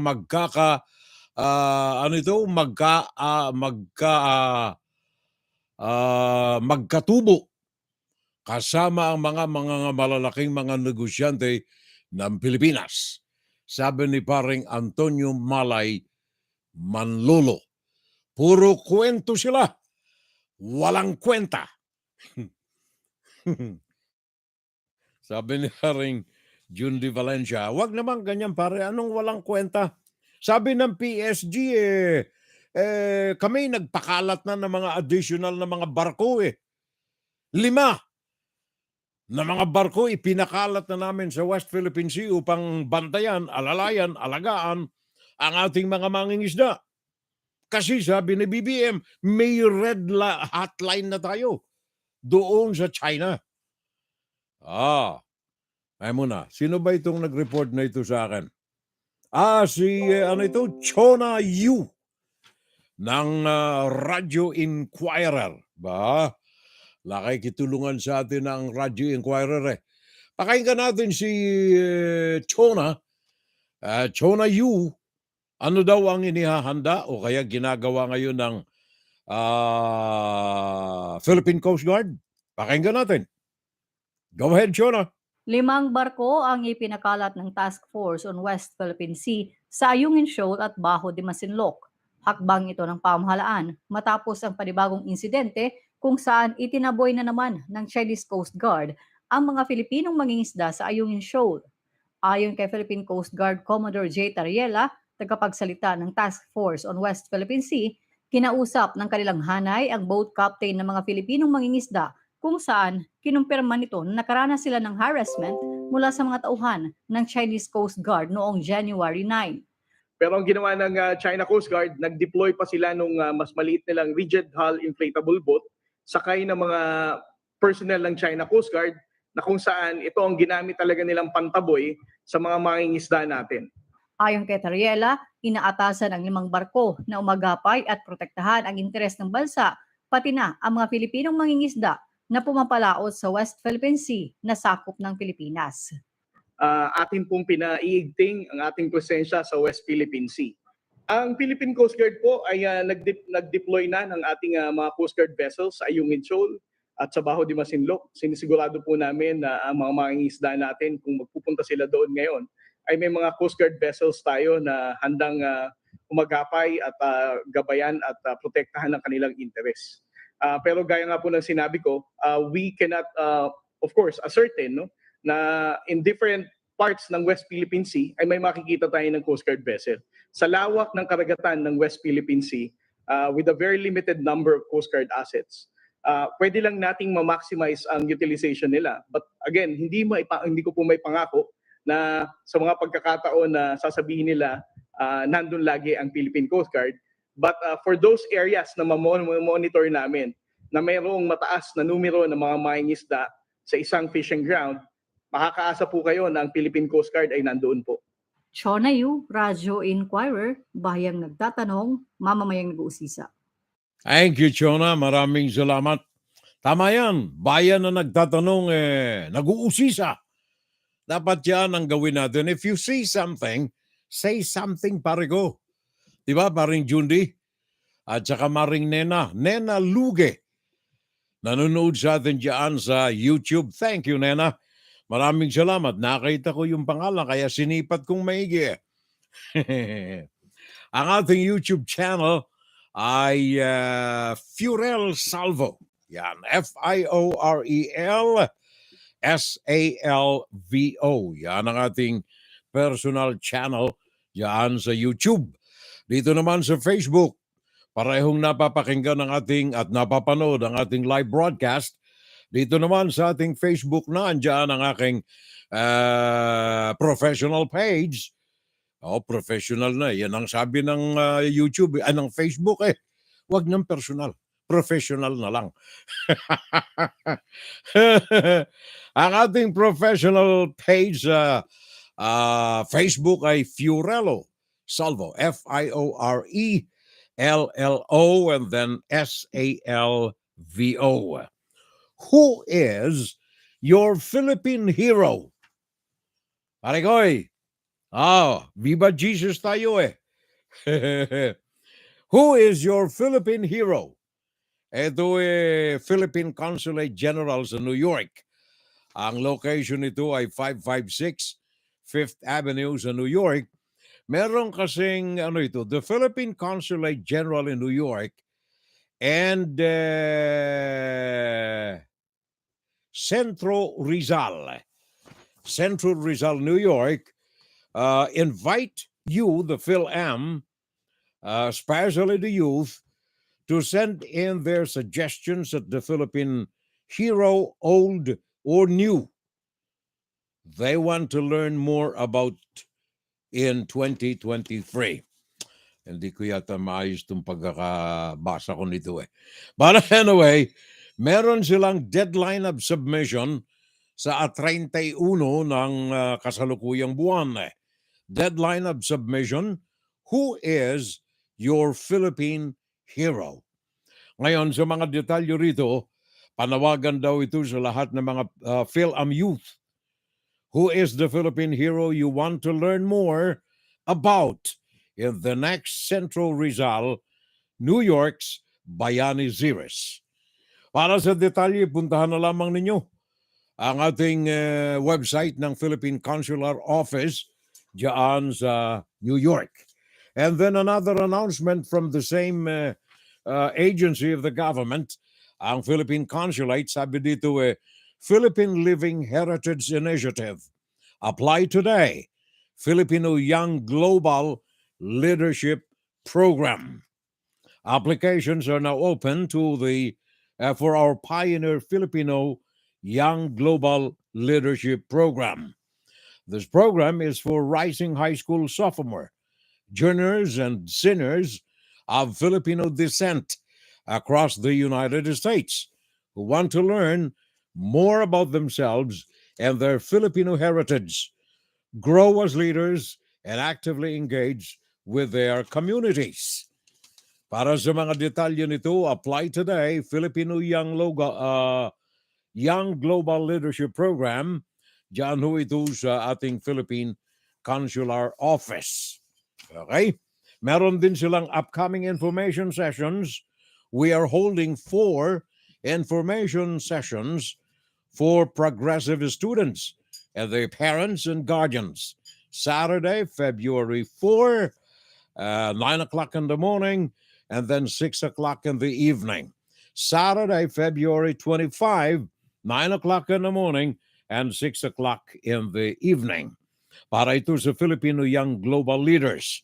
If you are aspiring to be one, get in touch with the Philippine Consulate Office diyan sa New York.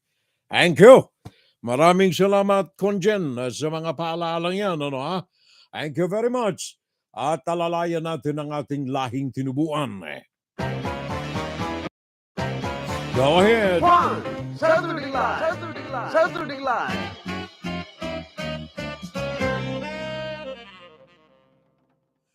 Paulit-ulit na lang kasi eh. Ano kaya ang kapalit ng inutang ni BBM sa China? Anong isla na naman kaya ang kanyang sasakupin? Sabi ni Junior Dal. Sabi ni Junde, eto matindi ha, paulit-ulit na lang kasi yung mga harassment situation na yan sa West Philippine Sea. I think diplomatic protest will not do any good. Yes, pare ko. Okay ka yan. It is about time for America show their naval visibility at the West Philippine Sea. Alam mo, matagal nang gustong gawin yan, pare ko, ng Amerika.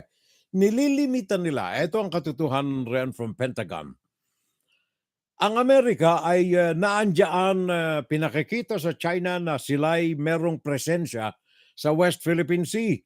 Naandyan sila sa international waters. Parang June. Talagang kating-katina ang Amerika na umikot-ikot diyan sa mga islas natin, especially closer to the areas where the 7 military bases of China are located. Gusto ng Amerika na doon talaga maglayag eh. Kating-katina. Kaya lamang sabi ni Duterte noon, no. Doon ka lang. Hindi ka pwede sa akin. Labas ka lang. Hindi pwede. And what about Marcos? Alam mo, we would like to maintain the agreements agreed upon between Duterte and Xi Jinping. We would like to respect the conditions of those agreements during the past administration. Kita na ninyo. Kaya yung Amerika, parang Junde, gustuhon man nila na pumasok. Hindi pwede. Wala kang jurisdiction doon eh. Yan ay Pilipinas. Kaya kailangan ng basbas ng Philippine government yan. It is about time for America show their naval visibility at the West Philippine Sea. Siguro kung visible, ang Amerikano doon ay merong deterrent ito. Well, of course, definitely. Parigo, kaya lamang as I've said, kailangan ng permiso riyan ng Pilipinas. Either a presidential order or presidential decree o kaya by act of law from Congress. Kailangan yan. Ngayon, ang hindi natin masasakop riyan, pare ko, na ika ay kahit anong gusto natin gawin, ay hindi natin pwedeng pigilin, etong gawa ng langit. Gawa ng langit. Kung gusto tayong batuhin dito ng asteroid sa daigdig, wala tayong magagawa. In fact, itong huli na nakita ng mga astronomers natin, nakita nila isang malaking asteroid, sing laki ng school bus. Mantakay mo kung sing laki ng school bus, pare ko, tumama yan sa lupa. Malaki pa yung bomba niya ng atomic eh. Nuclear bomb ang laki niyan eh. Sing laki lamang yan ng school bus. Ito ay nadiskubre ng mga amateur astronomers nito lamang na nakalipas na ilang araw. Malapit na malapit ang naturang asteroid, 3,600 kilometers lamang ang layo nito sa lupa na pag-aari ni Jundi T. Valencia. An asteroid the size of a delivery truck is zooming beneath communication satellites and over the southern tip of South America, skimming just 3,600 kilometers above the surface of the Earth, streaking at 540 kilometers per minute from the solar system's vast ocean of asteroids. 2023 BU was only discovered last Saturday. The asteroid 2023 BU is as close an asteroid pass to the Earth as I can ever remember. We can't see all of the asteroids that are coming at us. Sometimes they are surprising. Professional and amateur astronomers are spotting new asteroids all the time. Thousands have been discovered in the last 25 years. Most, like 2023 BU, are small and pose no threat. But the risk is not science fiction. NASA's Planetary Defense Office is on constant asteroid watch, including 2023 BU as it passes by right now. Last fall's DART mission anticipates a future threat. It crashed a spacecraft into a tiny asteroid to change its orbit, and it worked. As far as we can tell, our first planetary defense test was a success. Asteroid tracking and vigilance are essential. Earth's gravity will change BU 2023's orbit around the Sun, which means all number of asteroid orbits will change around other planets, and some could suddenly head our way. Astronomers around the world, as I said, professionals and amateurs, are scanning the skies because the situation can change significantly. Along with the risks from asteroids are potential rewards, including mineral wealth. The 7-year-long OSIRIS-REx mission to asteroid Bennu is on its way back to Earth with asteroid samples. They'll arrive home just 8 months from now, demonstrating what's possible. Asteroids represent a growth industry as scientists look for new asteroids and try to avert the ones, as Hollywood imagines it, that might come looking for us. Good luck to us all. Eric Sorensen, Global News, Toronto. Thank you very much, Eric. Good luck to us all. Yan, parang Jundi, hindi natin pwedeng kontrolin eh. Pag sinabi ng langit na binato ka riyan ng bato, ang tawag natin dito sa daigdig ay asteroid. Wala kang magagawa, parang Jundi. 3,800 kilometers ang distansya lamang diyan sa lupa mo, diyan sa Alabang, parang Jundi Valencia. Ang lapit eh. 3,800 kilometers lamang. Mantakay mo, walang kaabog-abog ito ha. Na-discover lamang ito noong Sabado. 1 week ago. Kaya parang Jundi, ingat ka. Yun ang hindi natin makontrolan. Kapag ang ating Vivat Jesus na ang nagsabi, batuhin kita, wala kang magagawa riyan. Pero kung ang gobyerno ng pag-uusapan, kayang-kaya yan eh. Nakita na ninyo yung growth rate daw ng GDP ng Pilipinas, parang Jundi.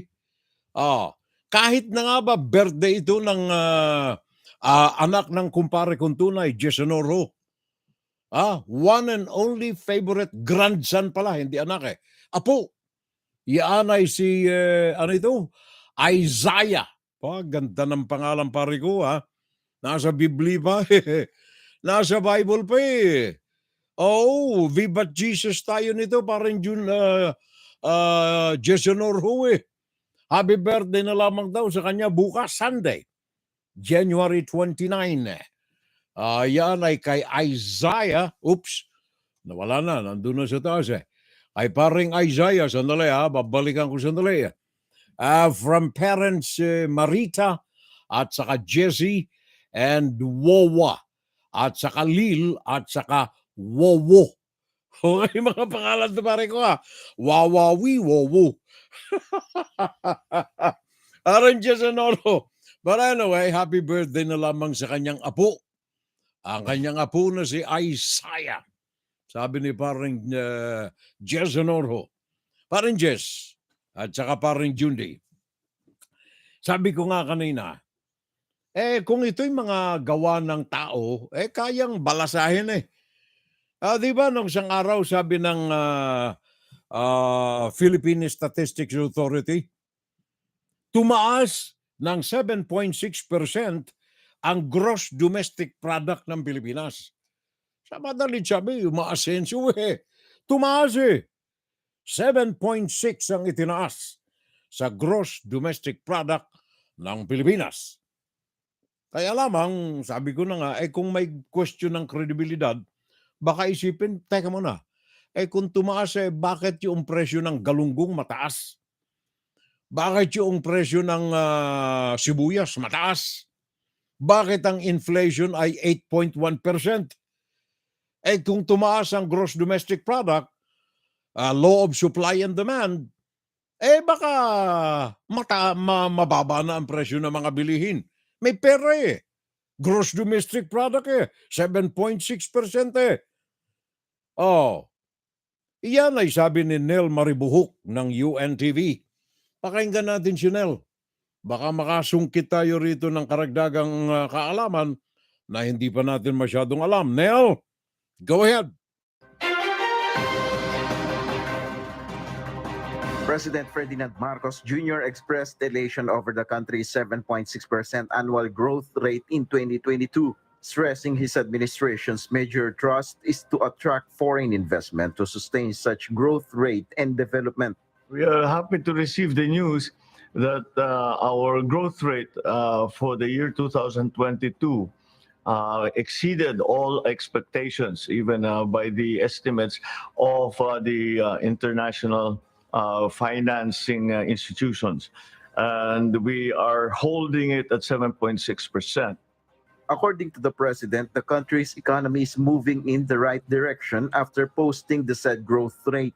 Nonetheless, we are weathering the shocks from the international economic situation, and we are starting to see that the economy is moving in the correct direction. PBBM, however, admitted that the country is still facing high inflation rates, but he assured the public that his administration is attending to it. The president said his administration has been anticipating that within the end of the second quarter, the inflation rates, especially for agricultural products, will calm down. The chief executive expressed optimism that the country's inflation rate will go down to 4% by the third or fourth quarter of this year, as forecasted by the Bangko Sentral ng Pilipinas. Nel Maribuhok, UNTV News and Rescue. We serve the people, we give glory to God. Thank you, Nella. Maraming salamat. Maraming salamat. Nagbibigay ka ng konting inspirasyon. Kaya lamang sabi ni Paring Jundi, God have mercy on us. It is written. Para kan si Moses pare, God have mercy on us. But it is written. These happenings is reminiscent, us.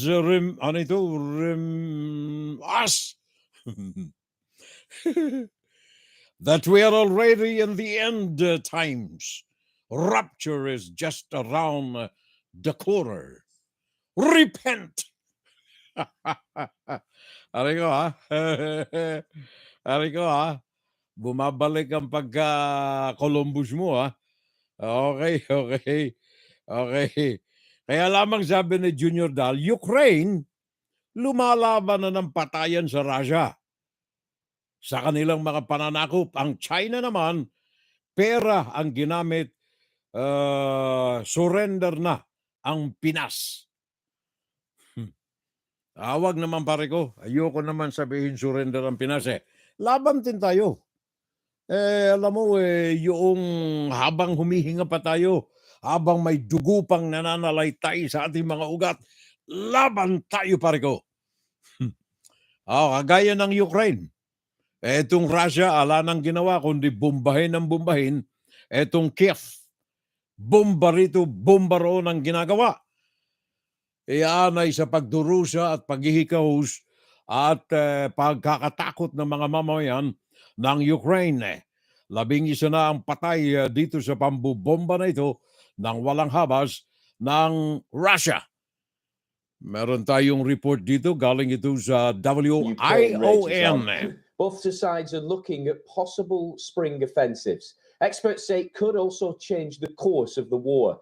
After the latest announcement of Western heavy weaponry for Ukraine, Russian forces escalated air attacks on the country.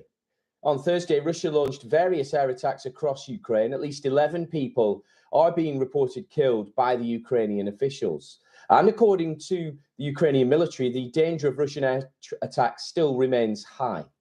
Russian forces attacked more than 60 towns and villages as it tries to advance in the Donetsk region in the east. The Ukrainian army says it repelled Russian attacks in various places.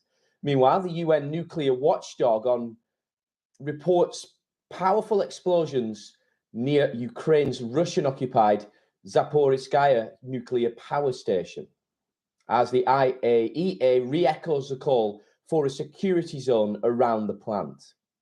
Japan also tightened sanctions against Russia in response to its latest wave of missile attacks in Ukraine.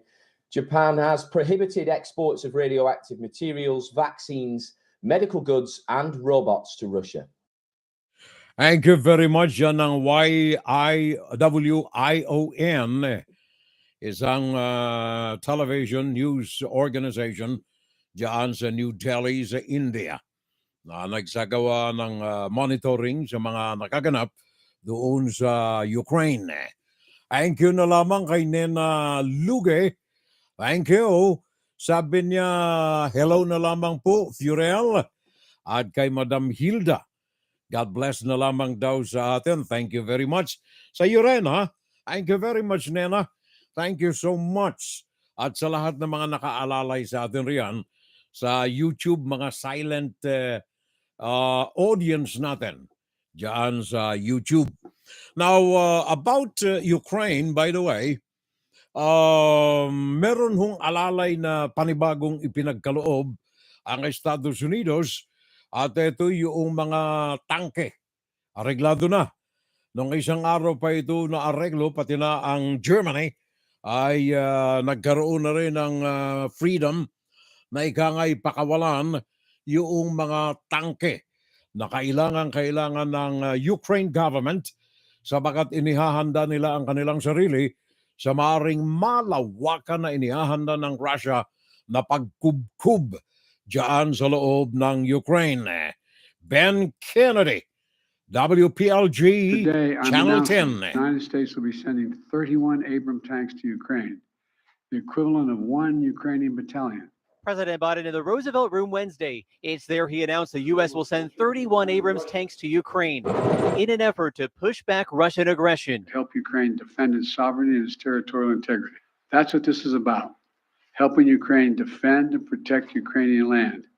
It is not an offensive threat to Russia. In response, Berlin has agreed to follow suit, sending 14 Leopard 2s, a third-generation German-made battle tank sought after to help bolster Ukraine's war effort. Our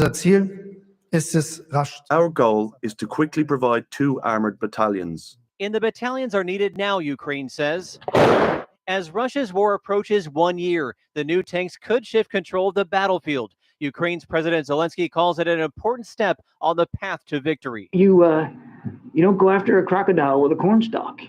And the goal is to get those tanks to Ukraine by this spring as it wants to build and ship them. In the meantime, troops will begin training on how to use them. Reporting live in Washington, D.C., Ben Kennedy, Local 10 News. Thank you very much, Washington, D.C., the seat of our U.S. government. Yan ang report ni Ben Kennedy, WPLG, Channel 10. Sabi ni Parang Jesse, ano ito, happy birthday sa kanyang apo, Isaiah. Ang kanyang kaarawan na 29, that's tomorrow. Galing sa mga magulang si Maita at saka Jesse at kay Wawa Lil at saka Wowo Jess. Wowo Jess, Wawa Lil. Oh, hindi ko alam itong mga Wowo. Sabi ni parang Jundi, pare ko yung Wowo I think ay lolo. Oo, kasi yung bata, hindi niya mabigkas yung lolo. Kaya ang sabi ng bata, Wowo. Wawa. Magaling talaga pag meron kang guardian angel, pare ko, ano ha? Kasi pag hindi mo maintindihan, may mga sasaklolo sa iyo eh. Oh, si Parang Jundi alalay natin eh. Sabi niya, pare ko, baka naman yung Wowo ay lolo. at saka yung WOWA ay Lola. Kaya Lola Lil at saka Lolo Jess. There you are. Ayos ba, pare? Alan Jess, tama ba itong pare natin, si Julie? Oh, may kumakalabog sa labas eh. Tama ba, pare ko eh? But anyway, kay Isaiah, happy birthday bukas. Alala ko tuloy, munti ko nang makaligtaan. Meron nga pala tayo mga birthday celebrants, ano? Munti ko nang makaligtaan. Wow, happy birthday. Ooh, wow, celebrate. We've been waiting all year to celebrate with you. That day is finally here, and so we sing for you. Ooh, wow, celebrate. Thank you. Happy birthday na lamang sa mga celebrants natin. Nitong nakalipas na araw ng Miyerkules, ang kaibigan ko rito sa US, si paring Noni, Nani Capistrano. Happy birthday, pare ko. Siya ang kananduroon ngayon. Yan ay belated greetings natin sa kumpare natin, January 25, ang kanyang celebration. Yan ay araw ng Miyerkules, Nani Capistrano. And of course, kay Floyd Nepomuceno, Maria Luisa de la Merced, Matilda Montemayor, Jana Patricia Miguel, Dalisay Alberts, Ned Pasa Salvo, si Marwico, Lilia Equipado, nabati ko na nga pala yan. Abati na natin si Kambal. Kambal na mga kaibigan natin ito dito sa New Jersey, si Lilia Equipado at saka si Millie Benito Hernilia. Ito'y Kambal. Mahirap ma-distinguish itong dalawa eh. Kaya sabi ko noon sa kanila, kung maaari yung isa mahaba ang buhok at saka yung isa maliit ang buhok, gawa ng kapag itong dalawa masalubong mo riyan na solo, hindi mo alam kung siya ba ay si Millie o kung kaya ay siya si Lily. Pareho mo ka nitong magkapatid na itong Kambal eh. Mark Anthony Deliosa Flores, happy birthday na rin. At saka kay Ned Pasas Salvo, happy birthday na rin. Ang mga ito ay celebrants nung araw ng Miyerkules, January 25. Huwebes naman ay si Lee Paul Veloria. Okay? Lee Paul Veloria, si Lincoln Salvo. And then si Timmy Cruz. Magaling nating singer ito eh. Timmy Cruz, Jose Manuel Salvo Mondragon, Elaine Nympha Salvo, iyan ay January 26 noong araw ng Huwebes, at saka Eduardo Lime. Mga may kaarawan niya noong araw ng Huwebes. Kahapon naman ay si Joseph Frey Ramos Ducades, si Bart McKay, Jen Almanzor, Armando Plazides, classmate namin ni Mrs. sa high school. Class of 1964, University of Nueva Cáceres, Armando Plazides, at saka si Christine B. Williams. Sila mga may kaarawan kahapon, araw ng Friday, and today si Lani Gigi Gonzalez Veloso. Happy birthday sa kanya. Si Ashley May Buena. Happy birthday sa kanya today.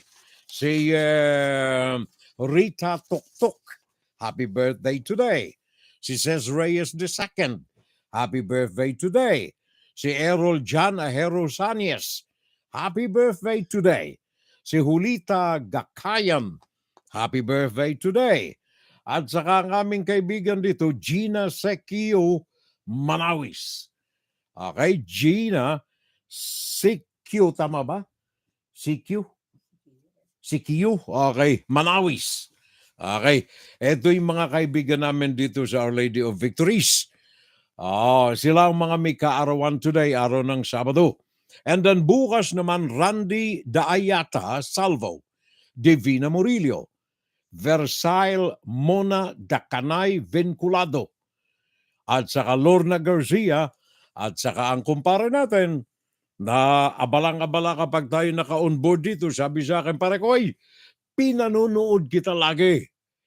Kaya lamang hindi live sapagkat ako'y nakasalang sa gig diyan sa Guam. Sa mga sandaling ikaw ay may live program, yan ang kaibigan natin, June Gases. Happy birthday pare ko ha. Yan ay bukas ang kanyang kaarawan, January 29. June Gases, diyan sa Guam pare ko, happy birthday to you. Sana sandamakmak pang mga birthday ang umabot sa iyong buhay. Mabuhay ka hanggang gusto mo. Okay ba, pare? Arin June. And then Monday, January 30, itong makahalagang araw sa akin Monday, June 30, ang mga may kaarawan nito ay sina Dulce Sanso Beng, Edgar Rowe, Sonia Verdadero, Rolly Manuntag, diyan din sa Guam, pare ko magkasunod pala kayo ni parang June Gases Ito may-ari ito o kaya may programa ito dyan sa radio station sa Guam. Ang pangalan nito ay Rolly C. Manuntag. May sarili siyang station riyan Filipino-American station, Rolly Manuntag.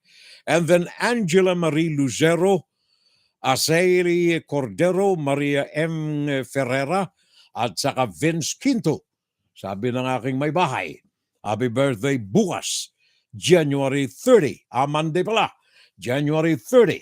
And of course, galing sa aking pamilya, galing sa aking mga anak, sa aking mga apo, galing sa may bahay ko, galing sa akin, sa aking mama. Sa kanyang kaarawan sa January 30, nanduroon na siya sa second floor, kaya hindi kami makakapagsilibra with her. Happy birthday, Ma'am! Dyan sa second floor, kasama niya ang papa ko at saka ilang mga kapatid kong babae at saka lalaki. Kaarawan ng aking nanay, Enero at 30. And then sa Martes naman, finally, Esther Salvo Quinones, Ralph Leonardo, Marjorie Aguhob Salvo, Daniel Baryon, Edgar Mimay, at saka Marie Castillo. Marie Castillo. Happy birthday sa kanilang lahat. Happy birthday. Mamaya kakantahan natin kantahan natin. Kaya lamang bigyan ko muna ng puwang itong aking kumpare. Gawa ng meron siyang paalaala sa inyo lahat. Buhat sa kaibuturan ng kanyang puso. Kanyang nilagyan pa ng production. Pakinggan natin. Armenia's Cakes, Breads and Pastries. Sa mga residente at mga bumibisita sa Pampanga at Bulacan, kung may okasyon o wala man, kung ang hanap ninyo ay masasarap na breads, cakes, or pastries, tandaan ang pangalan, Armenia's Bake Shop. Armenia's. Sa Armenia's, makabibili kayo ng mga dekalidad na breads, cakes, or pastries. Sigurado, makukontento kayo sa mga breads, cakes, or pastries ng Armenia's. Kahit ikumpara pa ninyo sa iba. Subukan na ninyo.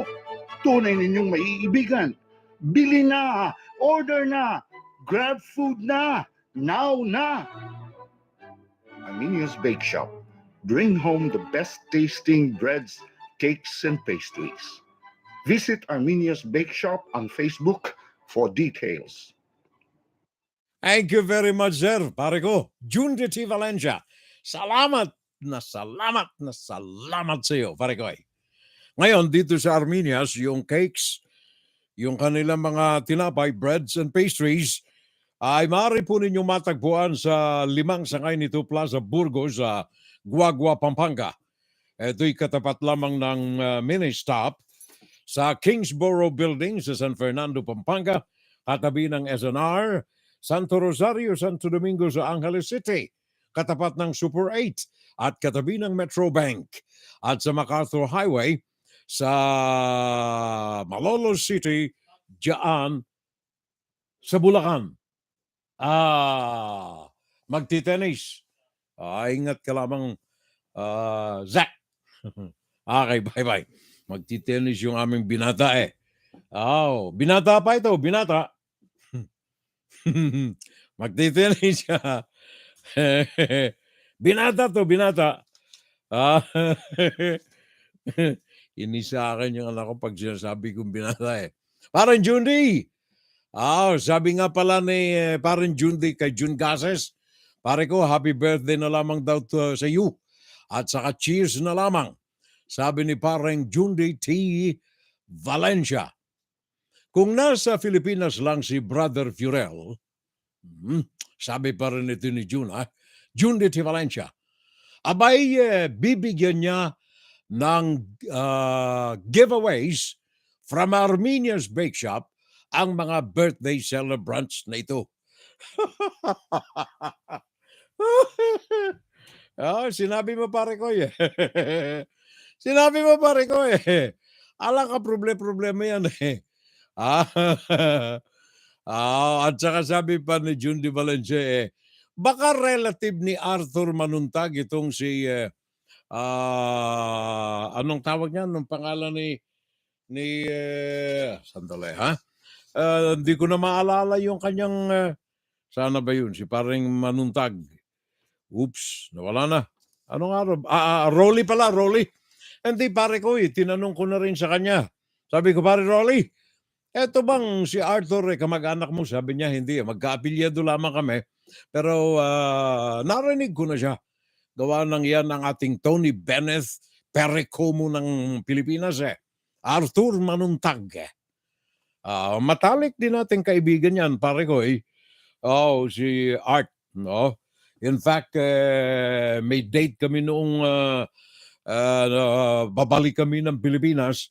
Kaya lamang sinawimpalad na sa kanyang ginawang show sa Baguio, nauntog yung kanyang ulo nung mahulog siya sa stage.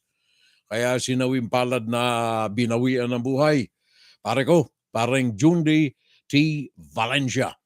Happy birthday sa aking apo, si Kyle Guerrero Manduhan on January 30 also. Na nasa Southern California University siya at Basketball Athletes University player. Ang mga lolo-lola talaga masyadong very proud sa kanilang mga apo, no? Pinakakalanda ka na eh. Madalas anong tawag niyan? Stage mother pa eh. Yung mga lola. Kagaya nitong asawa ko. Mandakin mo fencing ng apo ko, gustong pumagit na eh. Tusok! Tusok Ethan boy! Tusok dito! By the way, nabanggit ni Miro yung kanyang apo na si Kyle Guillermo Manduhan. Alala ko yung apo namin eh. Anong tawag niyan? Second place siya sa state competition ng fencing. Competing with 30 teams. Diba? Si Ethan Salvo. Kaya yung grandma gusto pag may fencing yung apo nanduroon siya. Sabi ng apo ko, grandma, stay home.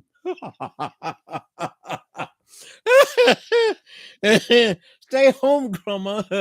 Sabi ko, why boy, big boy? Because grandma is noisy. She wants to fight with my opponent.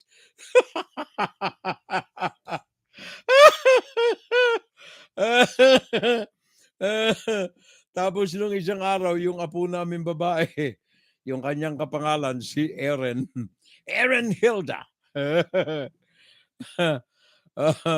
merong appearance sa stage din eh. Madaka mo yung grandma, nanduroon din. Nakipagsiksikan.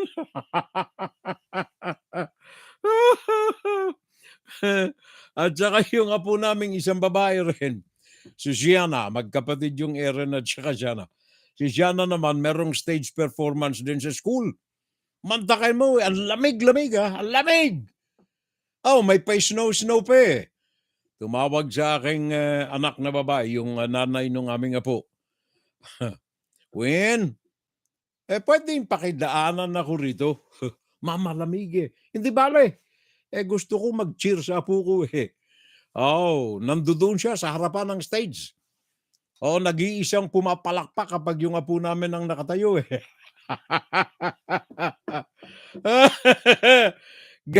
Ganyan ang mga grandma. Kamera, kamera, kamera. Sana yung kamera. Mga pare ko, parang Junday. Experience mo ba yan? Ha?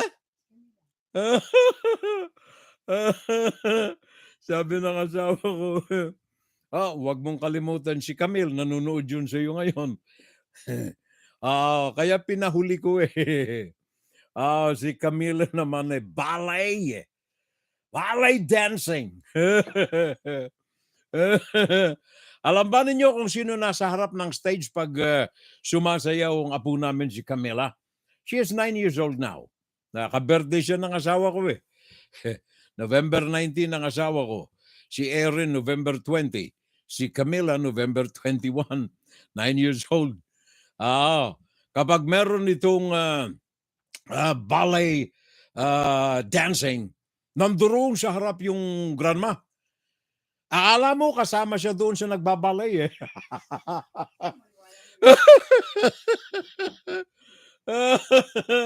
Akala ninyo kasama siya doon sa mga nagbabalay eh. Nakatayo rin siya eh. Pag ikid-ikid nung apo namin, paikid-ikid din siya. Camila, this way, this way.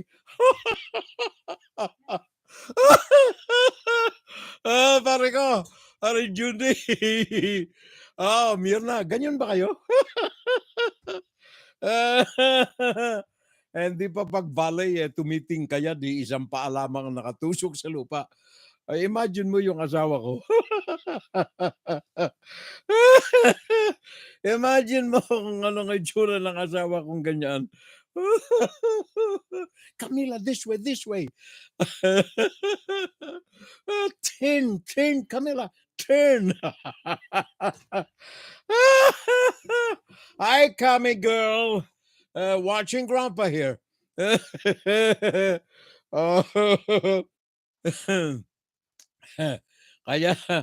Kaya yung Russia nagalit eh. Sabi niya, bakit kayo magpapadala ng mga tanker rito sa Ukraine?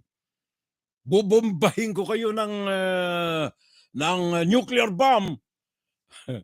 Gawa lang yung Germany at saka yung Amerika. Magpapadala na ng tanker roon eh. Magpapadala na ng tanke. Ano nga ba talaga ang kalagayan na ng Russia ngayon? Mga pare ko, mga mare ko. Mabalik tayo rito sa balita. Ano na nga ba ang lagay ng Russia ngayon? Pagkatapos na daan-daan ang mga nangamamatay, libo na ang mga nangamamatay na mga sundalo, daan-daang mga military equipment ang nawasak na, kumbagay talo sa lahat ng mga fronts ng kanilang conflict with Ukraine. And now, American tanks and then Germany's tanks will be fielded against Russia. Ano ang kinabukasan ng Russia? Mike Martin, ang Senior Visiting Research Fellow ng Department of War Studies sa King's College sa London, meron pong assessment tungkol dito sa bagay na ito. Pakinggan natin ang kanyang tinuran. And we are joined by Mike Martin, Senior Visiting Research Fellow in the Department of War Studies at King's College in London. Welcome to the program, and thank you so much for joining us. How strong do you think the Russian military is at the moment after nearly 1 year of its invasion of Ukraine? I think the Russian military has got a lot of manpower. We saw the mobilization in the autumn, and we've got a further mobilization going on now. Much of that is poorly trained and of poor morale. They're severely lacking in advanced equipment of the type that Ukraine is fielding. So what Russia is trying to do is generate a huge army, as we've said, poorly trained, and they will fight in attritional, trench style, mud and blood and guts type of warfare. Whereas Ukraine has already demonstrated its ability to conduct maneuver warfare. So destroying the Russian supply lines, nipping around the back. And that's exactly what these tanks will do. So I think they will make a difference because they'll enable Ukraine to punch through the Russian lines and to maneuver behind them. And Russia can't really respond to that because it doesn't have the level of training or the mechanization of its forces. And in terms of nuclear, we've seen nuclear threats from Russia throughout the conflict, and they've tailed off recently. And the reason they've tailed off recently is because the West called their bluff and said, you don't want to use nuclear. The Cold War, the rules still exist of mutually assured destruction. So stop talking about nuclear. And Russia has stopped talking about it. Thank you very much. Maraming salamat. So kumbaga ang Russia ay sumasandal sa dami ng kanilang manpower. Pero yung kanilang mga military hardwares, halos inilalaan na lamang yung mga dekalidad sa mga future na conflicts. Kaya yung pagiging stage mother, pare ko, sabi ni Jun de Valencia, hindi nag-iisa si Manay. Sabi ni pare Jun de Valencia, pare ko, bro, stage grandparents din kami. Pero hindi na ngayon kasi wala na silang lahat. Walo ang apo namin, nandoon sila sa Australia. Messenger na lamang kami lagi with the apo. Lasa o nga pala pare ko, di ba? Binenta na yung bahay ng mga anak mo riyan sa Alamang. Papasyal-pasyal na lang pare ko. Mga iluprano naman ngayon, libre na Pwede nang pumunta. Australia, ilang oras lang yan 4 na oras lang, nandiyan ka na sa Sydney o nandiyan ka na sa kung saan sa Australia. Pare ko, pasyal na lang. Kami nga ng aking may bahay, gusto na rin namin maglamierda paminsan-minsan Totoo yan, Fiorel. Ito naman, isa pang stage mother ito Totoo yan, Fiorel, sabi ni Mirna. A very proud mamasita. It's a grace of our Lord to have a full scholar child. Okay, with good academic records and allowances. Ito masarap. Allowances. Ito masarap, Mariko. Yun ang wala kami Wala kaming pambigay ng allowance Malaking tipid sa mga magulang. Thanks to the blessings. Sabi ni Mirna Guillermo. Sa lahat ng sinabi mo, Mir, okay ako roon Pero doon sa allowances, wala kami noon Buti ka, katabi mo si Donald Trump kaya sagana sa allowances. In reality, sabi ni Junde, iba tayo ng usapan ngayon. Sabi ni Junde, in reality, I think media is trying to project that Ukraine is winning the war. However, death of Ukrainians and the devastation of Ukraine is growing on. Mauubos sa mga Ukrainian. Well, doon sa una pare ko, may biases doon. Sigurado yan. In fact, kung susuyurin mo ang international media, lahat ng sources, maging sa print, meaning to say, i-google mo riyan, o kaya sa video, meaning to say, YouTube, tingnan mo lahat, pagtsagaan kung wala tayo magawa Tingnan maigi, may mga kanilang mga propagandista ito mga ito, may mga trolls din na mga ito Ngayon, bilang na professional ito, hindi ako basta-basta naniniwala rin sa mga ganyan. Ang aking ginagawa, double check, triple check. Luckily, meron tayo mga pagsanib sa mga international organizations, news media organizations, like yung Asian American Journalist Association, yung ating Broadcasters Association of America, etc. Marami na mga sangay ng pamahalaan at mga private media organizations na luckily ay meron tayong access. Kaya tinitingnan natin maigi para sa consumption ng publiko, ano ba ang totoo na nagaganap sa Ukraine. That's true. Na maraming mga nalalagas. But Depende dito sa mga nakakalap nating mga fact checks. Between the two sides, of course, marami ang mga nangamatay on both sides. Marami rin ang mga nasisira. Pero kung ikukumpara mo ang losses, manpower losses, at saka equipment, military equipment losses, na didihado ang Russia. And then yung moral ng mga sundalo, talo rin ng Russia. Maging ang backup ng mga populasyon ng dalawang bansa, talo rin ng Russia. Yun ang katotohanan riyan. And I thank God for that.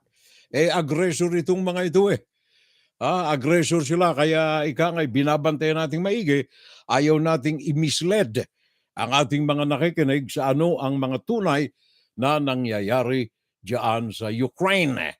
Gawa ng maapektahan tayo riyan or apektado tayo riyan one way o kaya the other. Kaya kailangan ay manmanan din natin ito, and that is one reason na dinadala natin itong mga balita na may kaugnayan sa gera na ito diyan sa Ukraine. 2 months na kami sa Australia, June this year.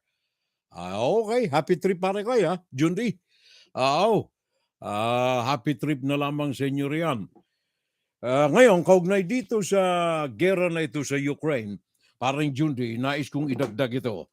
Alam mo, lahat ng mga ito, mga losers talaga eh. Talo ka kapag ikaw ang involved sa anumang digmaan. Talo. Wala kang panalo riyan. Sa anumang aspekto ng digmaan, kapag ikaw ay direktong involved, talo ka talaga. The only winner dito sa mga ganitong uri ng digmaan, yung mga suppliers. Yung mga suppliers ng mga bala, suppliers ng mga baril, supplier ng mga basuka, supplier ng kung ano-anong kagamitan pandigma, supplier ng tangke, supplier ng eroplano, supplier ng barko, etc., etc., etc. Sila ang mga kumikita. In fact, ayon dito sa latest survey na ito, US Arms Supply, nagdagdag sila ng kita 49% nito lamang na pagsiklab ng Ukrainian-Russian war. 49% ang itinaas ng kita ng mga suppliers ng armas sa digmaan na ito diyan sa Ukraine. February the 24th will mark 1 year since Russia invaded Ukraine, a grinding battle of attrition. The human toll of the conflict shows no sign of abating. Dramatic cost increases and catastrophic food shortages. The war is having an outsized impact on the global supply chain. Amidst the chaos, military spending has boomed. The arms industry is the big winner. Now, Ukraine is relying on NATO weaponry. On Wednesday, Germany approved the long-awaited Leopard 2 tanks for Ukraine, and the Biden administration will be sending 31 M1 Abrams tanks. Ukraine wants to punch holes through Russian defensive lines and retake territory. Other European nations are also considering green-lighting tanks for Ukraine. Western tanks for Ukraine is more good news for the arms industry. Now let's take a look at some of the countries that spent more on defense or pledged more resources. U.S. defense contractors Lockheed Martin, Raytheon, and Northrop Grumman are expected to be the biggest beneficiaries. Sales of U.S. military equipment to foreign governments rose 49% to $205.6 billion in the latest fiscal year. Now, Lockheed Martin reported fourth quarter 2022 net sales of $19 billion. Raytheon's missiles and defense unit sales were up 6.2% to $4.1 billion in the fourth quarter. Northrop Grumman had reported a fourth quarter sales growth of 16% year over year to $10.03 billion. In Europe, the big winners are expected to include the BAE Systems and Thales. European firms Airbus, Leonardo, and Rheinmetall are all among the manufacturers whose weapons are being sent to Ukraine. Thank you very much. Yan uli ang WION ng India, New Delhi, India, sa kanilang assessment sa kung sino ang nananalo sa digmaan na ito sa pagitan ng Russia at Ukraine ang mga suppliers ng armas. 49% ang itinaas na kita nitong mga suppliers na ito na nakabase dito sa Amerika. Sabi nga ni Mirna Guillermo, ang takot na malaki ng Russia sa space bomb ng Amerika. Hindi kasi nila alam kung saan na planeta nandoon ang naturang space bomb ng Amerika. Okay yan, Mir. Thank you. USA is one of the suppliers of weapons of war. So if there is a war, America is gaining economically. Yan ang sabi ni pare ko, Jundi T. Valencia. Ngayon, wag na tayong tumingin ng malayo, parang Jundi. Gawa ng dyan sa bakuran mo riyan, meron diyang kumukulo. May kumukulo riyan sa bakuran mo. At yan ay ang pagluluto ni Xi Jinping. Remember Taiwan, remember Japan. Kaya itong si Biden at saka si Kishida, ang pinuno ng Japan, Prime Minister Fumio Kishida. Ang mga ito ay nagkaroon ng kasunduan the other day ng dalawin ng Japan ng Amerika sa White House. Nagkaroon sila ng kasunduan na magkaroon ng karagdagan na military spending ang Japan upang maalwalan ang responsibilidad ng Amerika sa depensa ng Japan. Meaning to say, gawa ng mga nakasunduan noong pagkatapos ng ikalawang digmaang pandaigdig na hindi pwede na ang Japan ay mag-armas aggressively para sa anumang invasion plans in the future. Limitado ang kanilang military build-up for defenses lamang ng Japan. Ngayon, dahilan sa pananakot na ginagawa ni Xi Jinping ng China sa mga karatig nito, apektado lalong-lalo na ang Japan at ang gera na nagaganap doon sa Ukraine with Russia. By the way, kung titingnan ninyo ang mapa, ang Russia nasa itaas ng Japan. Ang China nasa tagiliran ng Japan. Kaya anumang digma o anumang mga pagnanasan dalawang bansa na ito laban sa Japan, naandyan siya lamang sa bunganga nitong mga ito Kaya sabi ng Japan, it's about time that we arm ourselves. Kaya yung usapan nila doon dito sa Amerika ni Fumio Kishida at saka ni Joe Biden, sabi nila, dagdagan natin ang budget natin for defenses ng Japan. Japan's plans to double its defense budget to almost 2% of its gross domestic product by 2027 and to drastically change its defense posture was commended by President Joe Biden in his White House meeting with Prime Minister Fumio Kishida, where he reaffirmed the United States' commitment to Japan's security. We're modernizing our military alliance, building on Japan's historic increase in defense spending and new national security strategy. This includes a reorganization of a unit of U.S. Marines based in Okinawa and Tokyo's plans to purchase hundreds of U.S.-built Tomahawk cruise missiles. Kishida said Japan's military reinforcement will include counter-strike capabilities, a significant shift from its previous defense posture. Japan and the United States are currently facing the most challenging and complex security environment in recent history. The deepening U.S.-Japan security alliance, announced by senior officials in Washington Wednesday, indicates the two allies are taking more seriously the possibility of war in the Indo-Pacific in the event of a Chinese attack on Taiwan or a North Korean nuclear strike. That combination of Chinese provocations over the past couple of years combined with Russia's invasion of Ukraine really pushed not just Japanese leadership, but the Japanese public into supporting this. On the economic security front, Biden is pushing the Indo-Pacific Economic Framework. With no market access provision, the framework, signed by a dozen Indo-Pacific countries, is largely seen as a consolation prize for Washington's reluctance to join regional free trade agreements. Japan has been a critical partner in expanding the deal. Biden is also pushing Kishida to follow Washington's step to impose export controls on semiconductors and other sensitive technologies to reduce China's economic clout. Patsy Widakuswara, viewing news at the White House. Thank you very much, Patsy. Maraming salamat. Yan si Miss Widakuswara ng Voice of America. Thank you. Latest report natin yan from Washington, mga kababayan. At dyan may kaugnayan sa Asia-Pacific region defenses. Particularly on the front line is Japan. Now, hindi lamang yan ang binabantayan natin, kundi maging doon sa pinakang maliit gatingting na bansa ng Israel. Meron ding kumukulo roon na gulo. Yan ay ang pagbabatuhan ng mga rocket between Palestinians at saka mga sundalo ng Israel. Pinaputukan ng Palestinian ang ilang lugar sa Gaza, occupied ng Israel, gumanti naman yung Israel. Kaya yung mga gantihan na ito ay iniulat ni Amy Goodman ng Democracy Now! Para po sa kapakanan ng ating taong bayan. Go ahead.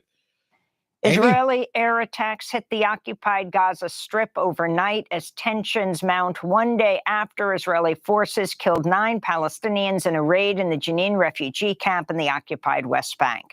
Israel's airstrikes came down on the besieged Strip after a handful of rockets were fired from Gaza, some of which were intercepted by Israel's U.S.-funded Iron Dome defense system. The Palestinian Authority said it's ending security coordination with Israel following the attack, while the UN Security Council is holding an emergency meeting today amidst fears of another war. Thousands of people flooded the streets of Jenin Thursday to mourn the 9 people killed. In Gaza, Palestinians protested the deadly attack. I want to send a message to the Jewish occupiers. Gaza stands with Jenin and Jerusalem, overcoming the humiliation and siege. Salute from Gaza to Jenin. Israel has killed at least 29 Palestinians, including 5 children, since the start of the year. The violence comes as U.S. Secretary of State Antony Blinken's headed to Egypt, Israel, and the occupied West Bank for a 3-day visit this weekend. Thank you very much. Yan ang dinig ni Amy Goodman. At yan ay may kaugnayan dito sa isa pang kumukulo na kaldero riyan sa Middle East.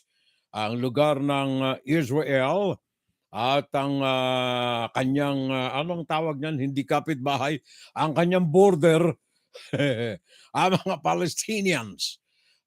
Japan is not allowed to produce weapons of war, but they do have nuclear capability using it for powering electricity.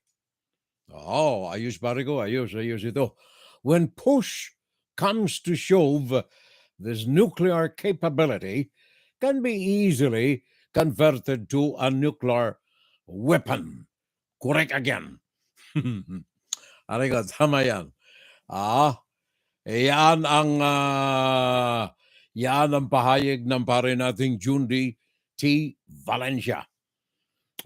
Yan ang mga restrictions kasi noong ikalawang digmaang pandaigdig. Gawa ng kanyang aggression nung araw against neighbors. Mataka mo, pati Pilipinas, nadawit riyan eh. Kaya ngayon, pag tiningnan mo yung mga kapitbahay natin, magkakaminsan makita, bakit ka parang singkit ka pare? Pero hindi ka naman Chinese. Hindi ako Chinese bakit parang singkit ang mata mo eh? Ang dugo ko kasi hapon. Nadamay ang Pinas pare ko eh. Kaya sabi ni MacArthur, I shall return. Bumalik nga. Yun ang palabra de honor. Yun ang wala sa mga politiko natin ngayon pare ko. Di ba parang Jundi? Wala eh. May bagahe sila sa likod eh. Credibility. Wala. Sundalo ko yun eh. At saka pulis ko yun eh. At saka anak ko yun eh. Anak. Salita ka nga tay. What is unity? If your people have no moral values. Aray. Halimbawa, Hmm. yung kapitbahay mo ay tax evader, Hmm. tumakbong presidente, binoto mo. Anong klaseng tao ka? Aray ko. If your people Sakit. have no moral values. No moral values. Anong klaseng tao ka? Aray, sakit. Anong klaseng tao ka? Ay, inulit pa. Anong klaseng Ay, tao ka? inulit pa uli. Yung kapitbahay Oh. mo ay tax evader, Aray, tax evader. tumakbong presidente, Hindi nagbayad ng binoto buwis. mo. Ibinoto mo. Anong klaseng Aray, tao aray, ka? aray, sakit. Ah, hindi bali, Papa. Hindi bali, hindi ako nagbayad ng buwis ko noong 82, 83, 84. Hindi bali, hindi ako nagbayad ng buwis eh. Inalagaan ko naman yung naipon natin sa Swiss Bank. Meron pa tayo roong 5 bilyong dolyar eh. Oh, 5 bilyon pa eh. Oh, at saka ngayon magpi-finance ako ulit, di ba? Sinabi ko sa inyo riyan sa Davos na ako magtatatag ng aking Maharlika Wealth Fund. Oh, total nandirito siya sa sa Davos eh. Di ba diyan na rin naka-imbak yung pera natin? Kaya sabi nga ng ate ko si Ate Amy ano nga yung sabi mo ate tungkol dito sa Wealth Pero Fund? ako, kinakabahan. Kinakabahan. Sa panahon ito, Ay, na Diyos sama ko. ng ekonomiya, pati yung World Bank sabi, bagsak na bagsak sa susunod na taon sa 2023. Sa kalagitnaan, lalala pa raw. Oh, lalala Pagkatapos, pa. alam natin na lumulobo ang utang ng Pilipinas. Ay, Samantalang malaki pa rin ang utang natin sa mga health workers, hindi pa bayad. Hindi pa Senior bayad. citizens, kulang-kulang pa rin ang Ay, stipend. Diyos ko. Ang laki-laki ng utang natin. Ang laki ng panlabas. utang. O nga O naman. nakakatakot yata ipusta yung retirement Oh, fund, tama ka. pension fund, Tama ka ng dyan, Amy. GSIS, nakakatakot yata. Nakakatakot talaga. Huwag naman i-invest so-called, pero high risk pa rin. Oh. Kasi alam naman natin ano nangyari doon sa mga AMSLY, lahat ng slide na naubos ng pera ng mga pobre sundalo. Yun. Kasi tama ba yung panahon ngayon na mag-i-invest ka, medyo kahit papano, high risk yan, pagkat ang sama-sama ng ekonomiya ng buong mundo. Isa pa, kailangan pag-usapan, sino mag-handle niyan? Ang Norway, ang siyang template, nagkaroon ng sovereign fund. Kapatid mo nga hawak ng North Sea Oil and Gas Office. Oh, They got a windfall. Nagkaroon sila ng, kumbaga, nanalo sila ng loto, nga. Kaya wala naman tayo napapanalunan, nakaka-nervous yata. Nakaka-nervous nga naman. Dalawa, sino magmamanage dyan? Ay, kapatid Nakita mo natin sa Norway, yung Oh. kanilang central bank through the Ministry of Finance, ang siyang humahawak niyan. Sino hahawak sa atin? Isa pa sa no, niya yung kapatid mo nga At chairman nakita natin, ang kapitbahay natin Malaysia, talagang disaster ang nangyari sa kanilang 1MDB na nakurakot na yung pera, ibinagsak pa yung buong pamahalaan at yung partido na nag-umpisa sa Republika ng Malaysia. Nakakatakot talaga ito. Nakakatakot talaga yan. Tama ka riyan, Amy. Nakakatakot talaga yung wealth fund na yan kasi kita mo naman nangutang na nga 500 million again, US dollars sa Asian Development Bank, nangutang 500 million. Tapos meron tayong wealth fund. Nakakatakot talaga yan, Mariho. At saka yung sinabi ni Manotok, yung governor ngayon ng Ilocos, 2 weeks pagkatapos naging presidente si BBM, binigyan ng funding na uli yung Northern Foods Corporation. Nawala na yan, nalugi na Sinara na nga ni Duterte bakit nilagyan uli ng 100 million para buhayin uli?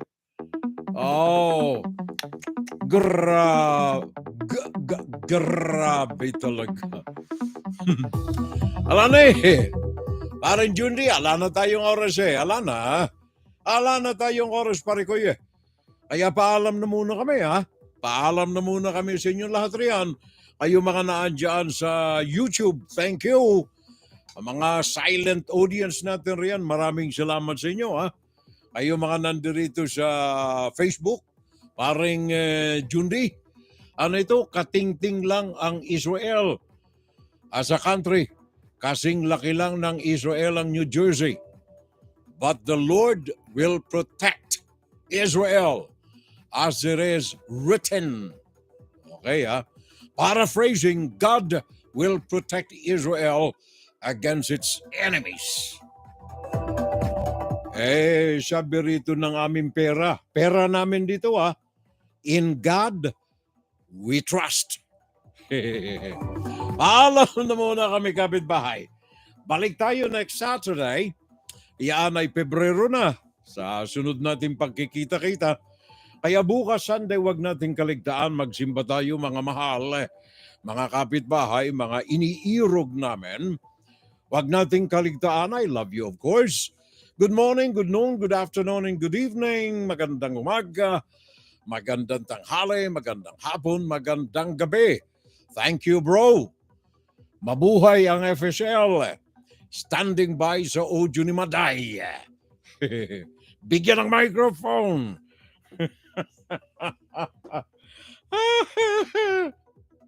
Diyos mabalos. Maray na aga, maray na to, maray na hapon, maray na banggi. I love you all. I love you from my heart. I love my family. Of course, my classmate, my girl, my woman, my lover, and my wife. I love you, Neng. Wala May senyas na lang siya parang Jundi. Hindi mo na mararanig. Ganyan na lang siya. Sabi niya, ala ka na pare ko. Ala na, amin lang ito Huwag ka na makapagchismisan Kami na lang ang nakakaalam niyan. Kasi matanda na. Bye-bye. Bye-bye, love. Ano nga yung kanta? Bye-bye. Ayoko nung bye-bye, love, kasi may bye-bye happiness yun Gusto ko na lang yung as time goes by. Parang Jundi, yun ang hina narinig ko pa rin kahit konti. Sabi ni parang Jundi T. Valencia. Ko, thank you Sa inyo lahat, thank you very much. Kakain na kami ng pananghalian Bye-bye! Ingat kayo lahat. WFGS Broadcasting worldwide, day and night time. WFGS streaming online, music on the fly, ready online.